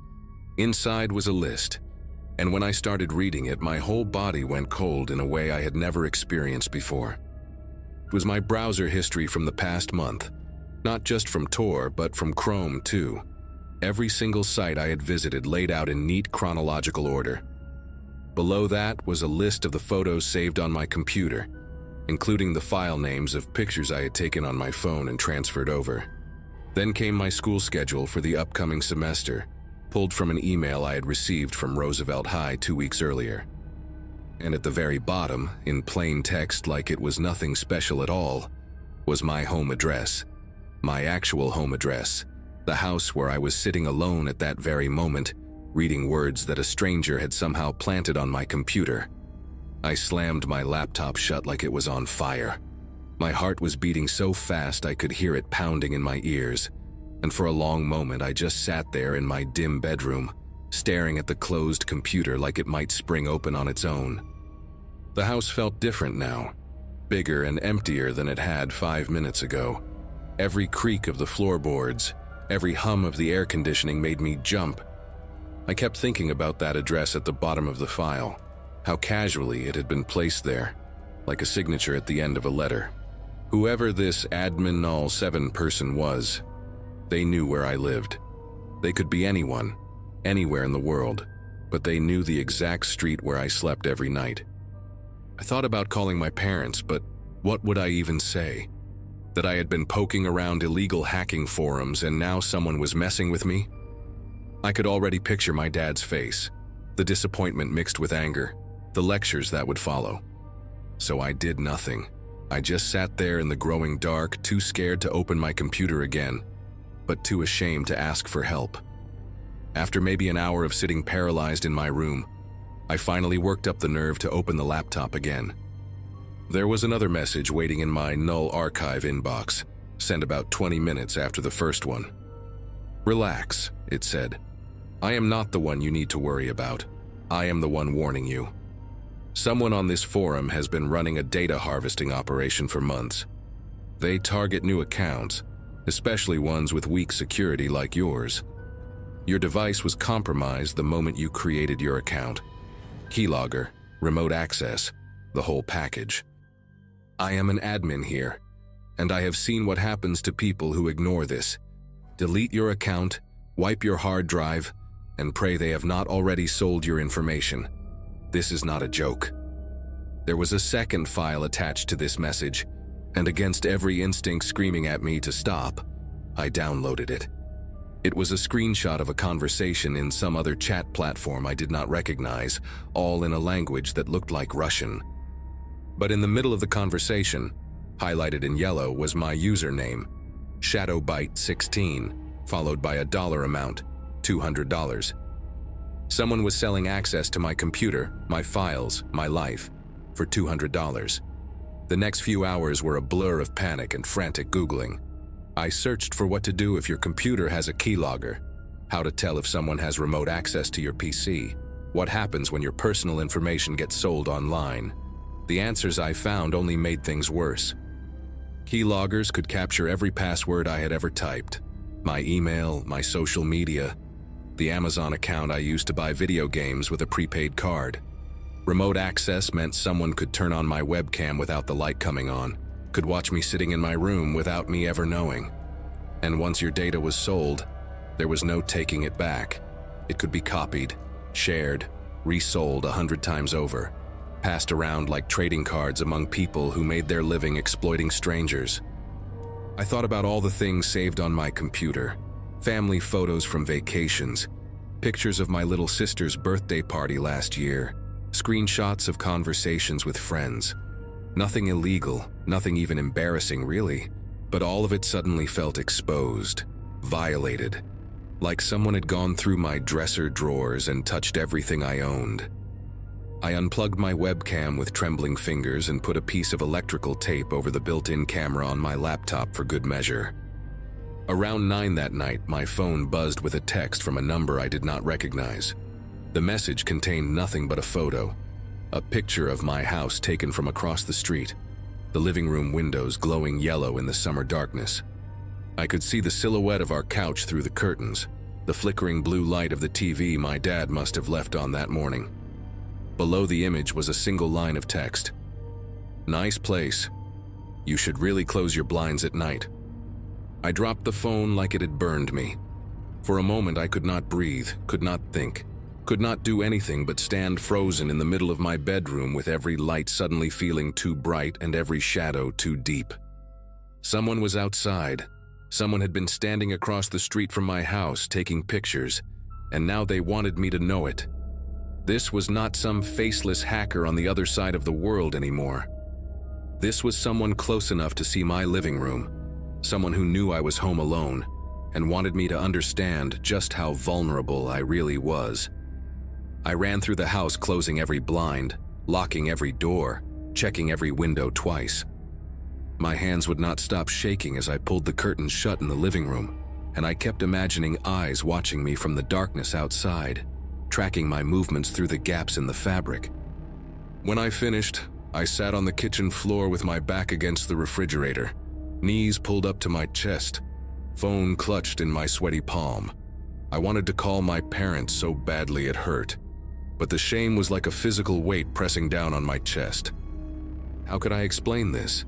How could I tell them that their son had been stupid enough to wander into corners of the internet he had no business visiting, and now someone was stalking him because of it? I thought about calling the police, but what would I even report? Someone took a picture of my house. Someone sent me a text message. I could already hear how ridiculous it would sound, could already see the skeptical look on some officer's face as I tried to explain the deep web and keyloggers, and data harvesting to someone who probably still used their birthday as a password. So I just sat there on the cold tile floor, watching the minutes tick by on the microwave clock, waiting for my parents to come home and trying not to cry. My mom walked through the door around 10:30, and the relief I felt at the sound of her keys in the lock was so overwhelming that I almost broke down right there in the kitchen. But I held it together, told her I was just getting a late snack, tried to make my voice sound normal, even though it felt like my throat was filled with sand. She looked tired from her shift and did not seem to notice anything wrong, just kissed the top of my head and went upstairs to shower. Dad came home about an hour later, and by then I had retreated to my room, lying in bed with the lights off, staring at the ceiling and jumping at every sound. I did not sleep that night. Every time I started to drift off, my phone would light up with another message from that unknown number. Sometimes just a single emoji, a smiley face or a waving hand. Sometimes a few words like, "Still awake?" or "Try to get some rest, big day tomorrow." They knew I was not sleeping. They knew I was lying there in the dark, terrified, and they were enjoying it. By the time the sun started coming up, I'd received 17 messages, and each one felt like a finger poking at an open wound, reminding me that there was nowhere I could hide. The next morning, I made a decision. I was too exhausted and too scared to keep carrying this alone, and the messages had made one thing very clear: whoever was doing this was not going to stop on their own. I waited until my dad was drinking his coffee at the kitchen table, my mom already gone for an early shift, and I sat down across from him and told him everything. I started from the beginning, from the boredom and the Tor browser and the forum with the ugly green text, and I watched his face shift from confusion to concern, to something that looked a lot like fear. When I showed him the text messages, the photo of our house, the file with our address in it, he went pale in a way I had never seen before. He did not yell at me, did not lecture me about being stupid or reckless. He just sat there for a long moment with his jaw tight and his hands wrapped around his coffee mug like he was trying to keep them steady. Then he picked up his phone and called the police. 2 officers came to our house an hour later, and I had to explain the whole thing again. Had to watch them exchange glances when I mentioned the deep web. Had to sit there feeling small and foolish while they took notes and asked questions I did not know how to answer. The investigation that followed lasted almost 3 months. It turned out that the person behind the harassment was not some shadowy international hacker. It was a 19-year-old college dropout named Brendan Lowe, who lived about 40 minutes away in Racine. He had been running a small-scale data harvesting scheme on the Null archive for over a year, targeting teenagers specifically because they were easy marks with poor security habits and parents who might pay to make problems go away. The photo of my house had been taken by someone he paid $20 to on a local gig app, just some random person who thought they were doing a harmless errand. Brendan had never actually been outside my house himself. He was not brave enough for that, but he had built a whole system designed to make his victims feel watched, hunted, completely alone. The police found files on his computer from dozens of kids like me, folders full of personal information he had collected and either sold or used for blackmail. I was lucky, they told me. I came forward before he had a chance to do any real damage with my data. Other kids had not been so fortunate. Some had paid him money to leave them alone. Others had their photos posted on revenge websites. A few had their identities stolen in ways that took years to untangle. Brendan was arrested and eventually pleaded guilty to multiple counts of computer fraud, identity theft, and cyber stalking. He got 6 years in federal prison, which felt like both too much and not nearly enough. It has been almost a year and a half since all of this happened, and I still think about it more often than I would like to admit. I changed all my passwords, wiped my computer completely, deleted every social media account I had, and started fresh with new emails and new usernames. My parents installed better security software on all our devices and had a long conversation with me about internet safety that I actually listened to this time. But some things you cannot just delete or reset. I still get a jolt of panic whenever my phone buzzes with a text from a number I do not recognize. I still close my blinds before the sun goes down, every single night, even in winter when it gets dark by 5. And sometimes, When I am lying in bed trying to fall asleep, I think about how close I came to having my whole life ruined by a bored college dropout in Racine who saw me as nothing more than a username and a dollar sign. The internet is not some separate world that exists apart from real life. It is a door, and once you open it, you cannot always control who walks through.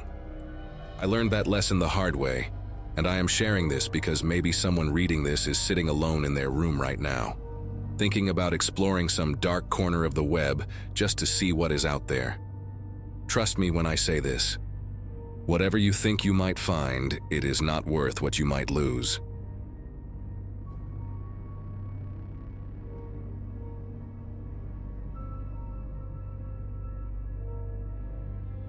At the time this happened, life felt predictable in a way that almost bored me. I was working remotely, renting a small place on the edge of a quiet Midwestern town, and spending most nights scrolling forums instead of talking to people. Curiosity had become a habit, especially anything involving obscure corners of the internet and the strange things people claim to find there. That's how I came across an ad for a dark web mystery box labeled "Authentic Unclaimed Items," written in sloppy text with no branding and no explanation. The price was low enough to feel reckless, but not stupid, which probably says more about my mindset than I'd like to admit. I told myself it was just leftover junk from storage lockers or abandoned mail. Nothing dangerous, nothing real, just something to break the routine and give me a story to read later. I placed the order late at night and closed my laptop, already forgetting about it. For a few days, life went on exactly the same. The package arrived wrapped in plain brown layers with no return address, heavier than I expected. Inside, everything was arranged carefully, almost respectfully, like someone packing memories instead of objects. There was a small spiral notebook with a cracked black cover, the kind sold at gas stations, its pages warped like they'd been near moisture. A cheap prepaid phone sat underneath, powered off with scratches along the screen that formed a faint crescent. At the bottom of the box was a plastic bag tied with a knot so tight I had to cut it open. Inside were clothes, dark jeans and a hoodie, stiff with dried soil and carrying a sour metallic smell that clung to my fingers. None of it felt random, and that realization crept in slowly. This wasn't clutter. This was a selection. I sat at my kitchen table flipping through the notebook, expecting rambling thoughts or nonsense entries. Instead, most pages were filled with short lines, repeated phrases, and odd notes about locations written in a careful, almost apologetic handwriting. One phrase appeared again and again, underlined each time as if it mattered more than the rest. On impulse, I typed that phrase into a regular search engine, expecting nothing. What came up made the room feel smaller in a way I can't properly explain. The phrase matched a line quoted in a local news article about a woman named Hannah Cole, who had disappeared several years earlier. The article mentioned a notebook found at her apartment with the same wording, described as something she wrote during bouts of anxiety. Photos showed her smiling awkwardly at the camera, wearing clothes disturbingly similar to what sat in my trash bag. I closed the laptop and just sat there, listening to the refrigerator hum like it was the only thing still working properly.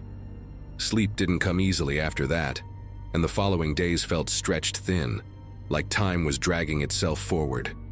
I kept the box sealed in a closet, telling myself distance would make it feel less real, but it didn't help.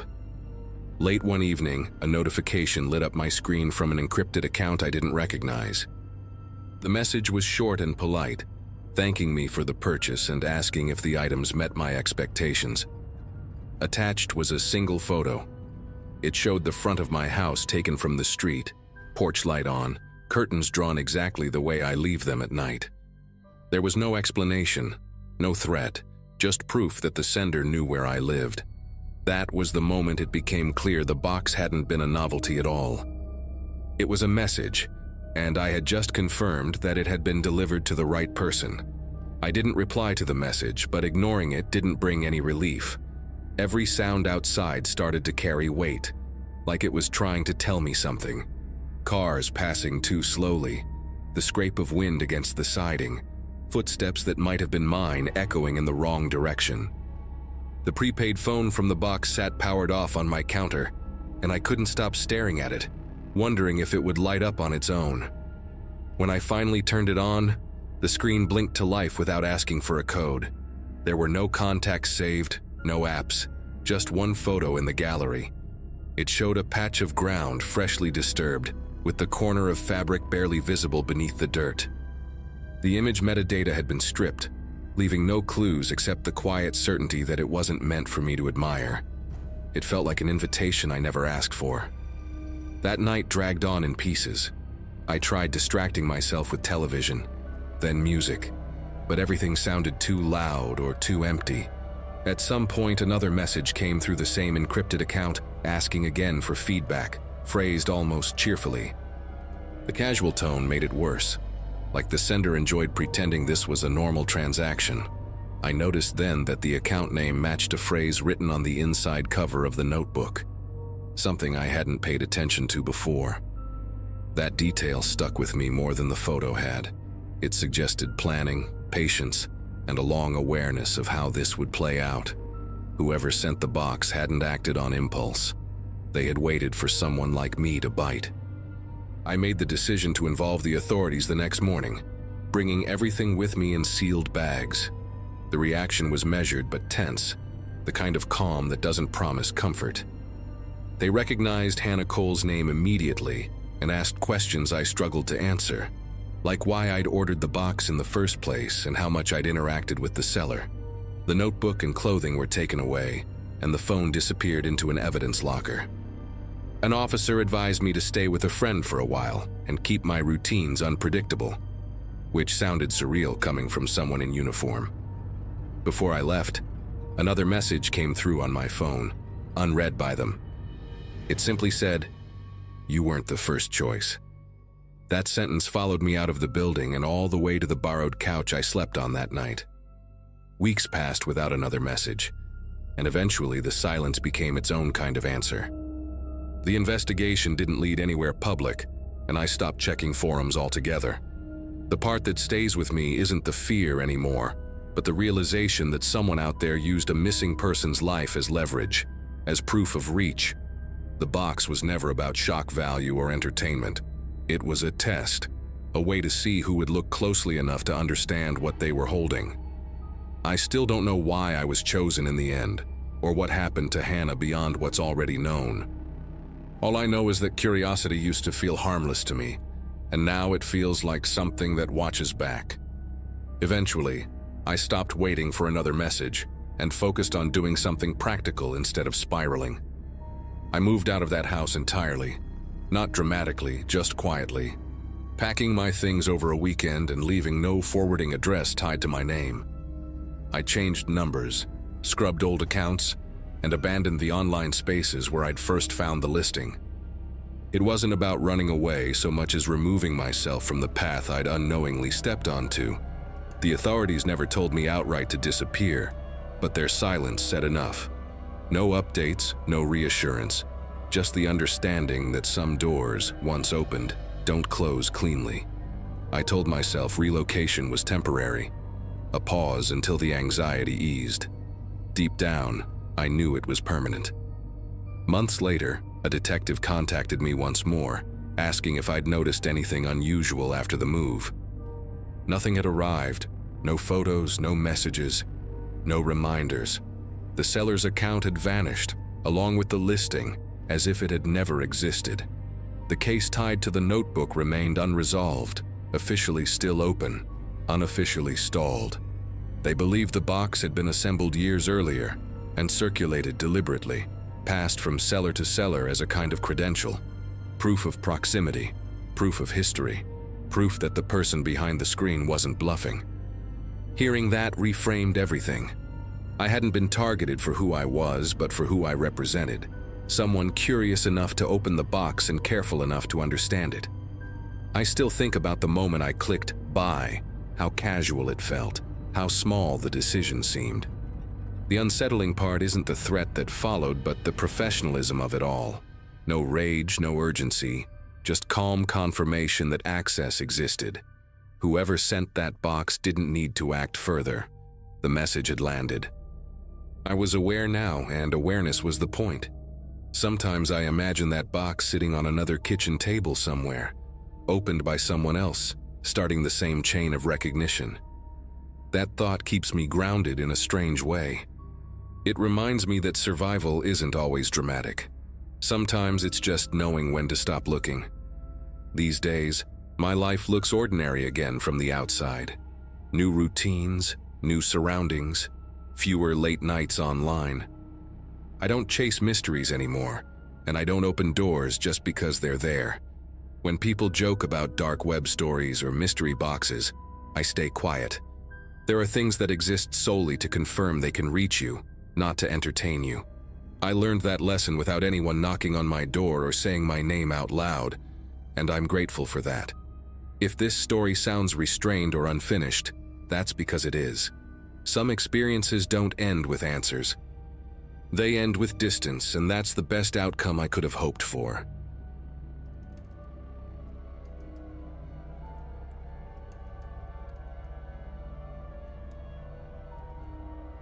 Late nights had become routine for me during that period, mostly because my sleep schedule was wrecked, and the apartment felt quieter after midnight.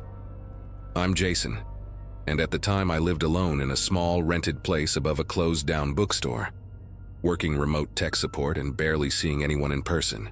Most evenings ended the same way: cheap takeout, dim desk lamp, laptop open, headphones on. That night wasn't special in any obvious way, and that's probably why it stuck with me so hard later. I remember the faint hum of my old ceiling fan and the way the hallway light outside my door flickered every few minutes. I had been bouncing between forums out of boredom, clicking links without much thought.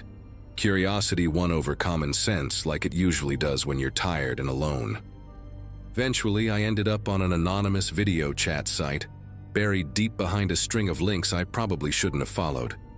The connection took longer than usual, showing a black screen and distorted audio pops before stabilizing.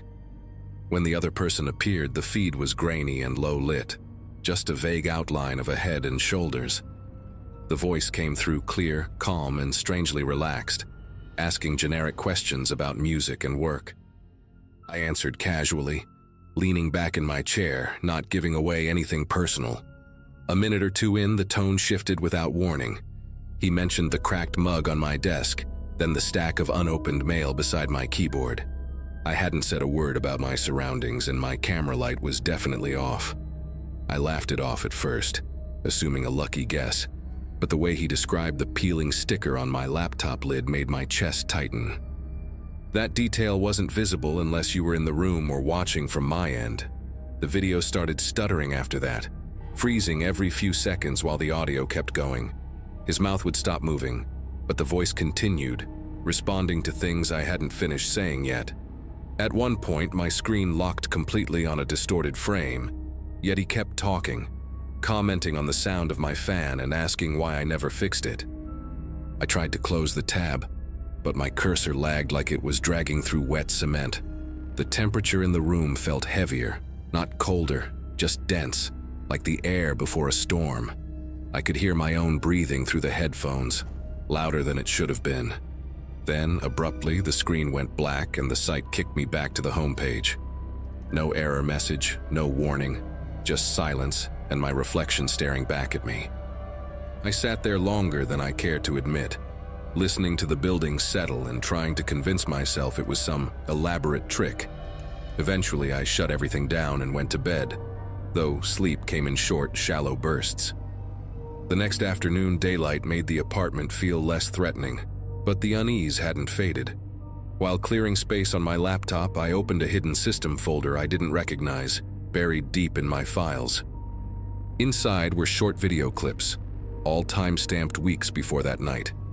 Each one showed me at my desk, from the exact angle my webcam would capture, sometimes typing, sometimes just sitting there staring at the screen. In one clip, I paused and glanced directly at the camera, like I sensed something, even though I remembered nothing about it.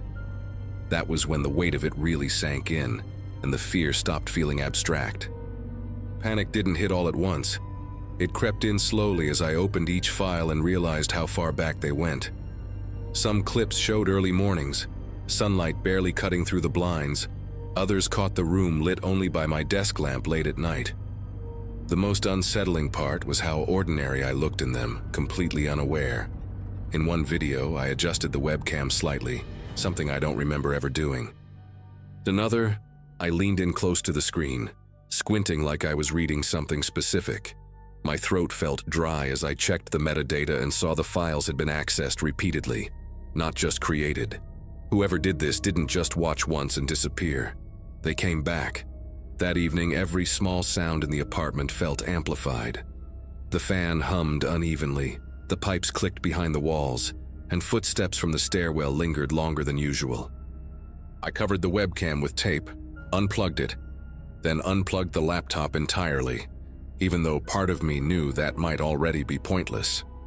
Opening my router settings revealed unfamiliar login attempts from addresses that didn't match anything local.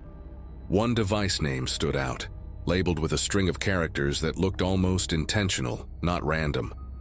I reset passwords, changed settings, and shut down anything I didn't recognize.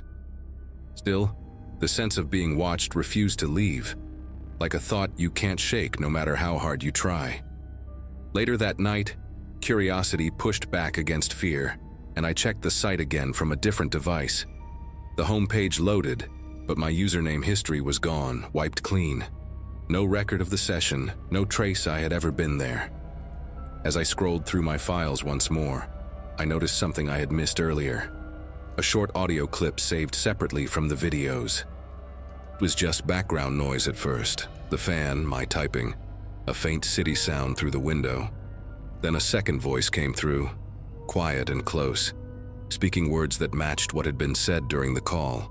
Hearing it outside the context of the chat made it feel much more real, much more intentional. By the end of that day, I stopped trying to explain it away. I contacted a specialist through my job, someone who dealt with security breaches, and handed over everything without keeping copies. The advice was blunt. Wipe the system completely, replace hardware, move on. I followed it all, relocated a few weeks later, and rebuilt my routines from scratch. Nothing like that ever happened again, at least not in a way I could prove.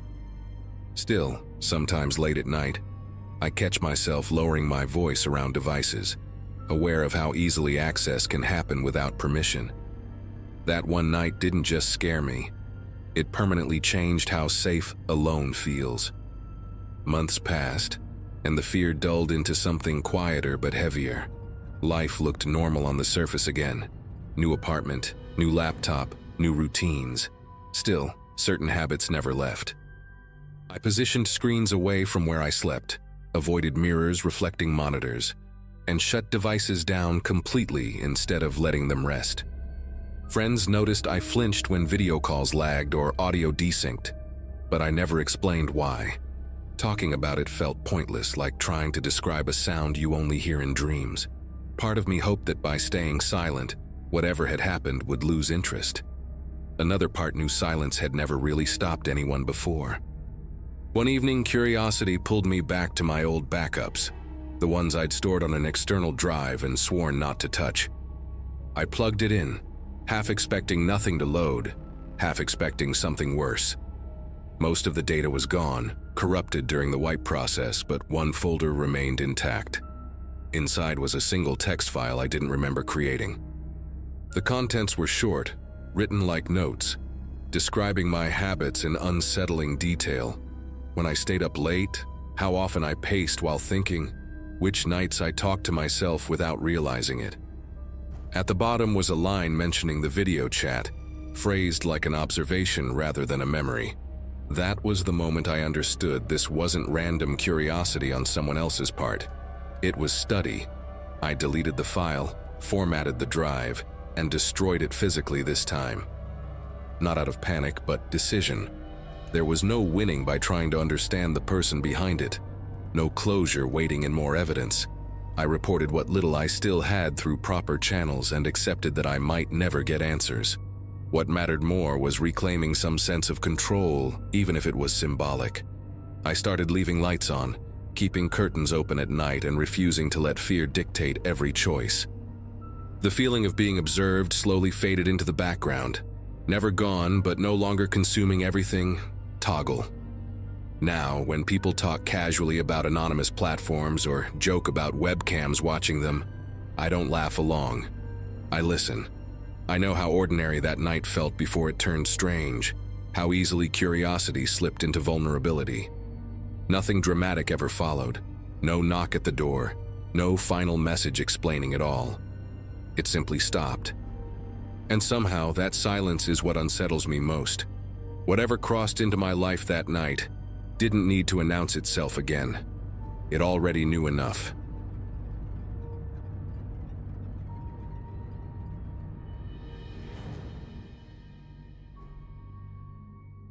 Running a small independent channel online had always felt like shouting into a tunnel and listening for an echo. The content was slow-burn investigative stuff, mostly disappearances people stopped talking about years ago. At the time, life was quiet and repetitive, split between editing late at night and working a day job that barely paid the bills. The channel wasn't big enough to matter, but it was just visible enough to attract strange emails. Messages from armchair detectives, grieving relatives, and trolls blended together until they all sounded the same. I answered some, ignored most, and learned to trust my instincts about which ones felt genuine. That routine made it easy to miss the moment when things shifted. Looking back, the warning signs were there, just subtle enough to brush aside. The day everything happened started like any other upload day, with coffee gone cold beside the keyboard. Message didn't come through the usual channels. It arrived from an address made of random letters and numbers. No name attached, no signature at the bottom. The sender claimed to have real evidence connected to a disappearance I had covered months earlier, one that never sat right with me. They referenced details I had never made public, including a misfiled report number and a witness statement that vanished from public records. That alone was unsettling. But curiosity has a way of pushing past caution. The tone wasn't dramatic or threatening, just blunt and strangely formal. There was a link included, pointing to a dark web mirror, along with instructions to use encryption software I'd only read about. I stared at the screen longer than I want to admit, weighing the risk against the chance that this was real. Eventually, curiosity won. Accessing the files felt like stepping into a room with no windows. The material itself looked authentic. Scans with consistent metadata, audio clips with background noise that matched known locations, and timestamps that lined up too well to fake easily.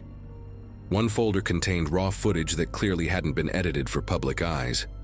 There were moments where the camera shook as if the person filming hesitated, unsure whether to keep recording. Even without understanding the full context, the implication was disturbing. It wasn't sensational or cinematic, which made it worse. The kind of evidence that feels heavy just sitting on your hard drive. I closed everything and disconnected from the internet, heart racing, trying to process what I had just seen. That was when the first sign of retaliation hit. Within hours, accounts I rarely used began locking me out. Password reset emails flooded in, followed by notifications that my content had been flagged en masse. Then came messages from strangers accusing me of crimes I'd never heard of, using my real name instead of my handle. Someone submitted false emergency reports tied to my address, the kind meant to provoke a dangerous response. The anonymous sender resurfaced with a new tone, no longer neutral, laying out demands with cold precision. They didn't want money or silence. They wanted control over the story itself. Publish their version of events. Frame certain people as unreliable, omit specific details, or watch everything I'd built collapse under coordinated pressure. I realized then that the evidence wasn't just information, it was leverage, and I was already trapped inside the narrative they designed. Sleep didn't really happen after that. Every sound in the apartment carried weight. Every notification felt like another escalation. I spent hours reading the demands over and over, trying to decode what they really wanted me to erase. They sent a rough outline of the story I was supposed to publish, complete with suggested phrases and timestamps. It wasn't fan fiction or speculation. It was surgical. rewriting motives and shifting timelines just enough to redirect blame. What scared me most was how confident they sounded, like they already knew what I would do next. They referenced private drafts from my editing software, sentences I had deleted and never uploaded. That meant they had been inside my system longer than I realized. The sense of being observed didn't come from paranoia anymore. It came from receipts. I tried reaching out for advice carefully, using devices that hadn't been connected to my home network. A journalist friend responded cautiously, urging me to stop engaging and preserve everything. Before I could even reply, my phone lit up with calls from unknown numbers, one after another, until it overheated in my hand. Voicemails followed, robotic at first, then unsettlingly human, accusing me of interference. Online, threads popped up dissecting my personal life with eerie accuracy, listing old addresses, relatives, even a photo taken through a window I never remembered posing for. None of it asked for ransom. It was all pressure, tightening minute by minute, designed to isolate me until compliance felt like relief. I understood then that this wasn't about hiding the truth, but reshaping it. The breaking point came when a patrol car showed up outside my building after a fabricated welfare check. Watching through the blinds as officers knocked on my door was surreal, like seeing a scene from my own channel play out in real time. I managed to explain enough to avoid escalation, but the message was clear. They could reach into the physical world whenever they wanted. Another encrypted message arrived shortly after, acknowledging the visit with disturbing casualness. The sender reminded me that narratives don't need to be true to be effective, only consistent and loud. I felt backed into a corner where every option carried risk. Publishing their version meant becoming a mouthpiece, while refusing meant losing control entirely. I made a decision that afternoon, driven less by bravery and more by exhaustion. Instead of posting their script, I released a short video stepping away from the case altogether, citing safety concerns without details. Simultaneously, I handed copies of the files and communication logs to a legal advocate recommended by my friend, using a chain of custody I hoped would protect me later. The retaliation didn't stop immediately, but it lost momentum, like a storm running out of fuel. Accounts quieted, false reports ceased, and the anonymous messages slowed to silence. The evidence never saw daylight in the way I once imagined, and that still bothers me. What stayed with me was the realization that truth can be treated like contraband, traded and threatened, not for profit, but for power over the story itself. Days passed in a strange half-normal rhythm, where grocery trips and emails coexisted with the lingering sense that the walls had ears. Work on the channel slowed to a crawl, not because of fear alone, but because trust in the process had fractured. Editing software felt hostile, like a room that had already been searched. Even harmless comments under older videos carried a new weight, every username a question mark. Friends noticed the distance in my voice when we talked, the way I deflected simple questions. There was no dramatic climax after that decision, just a long exhale where nothing else happened. Silence became the loudest outcome, and part of me wondered if that had been the goal all along. Eventually, the legal side moved forward quietly, without spectacle or updates I could share. The files went somewhere beyond my reach, sealed into procedures I didn't fully understand.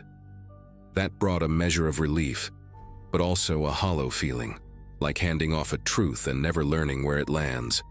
Online, the smear attempts faded into the background noise where they belonged.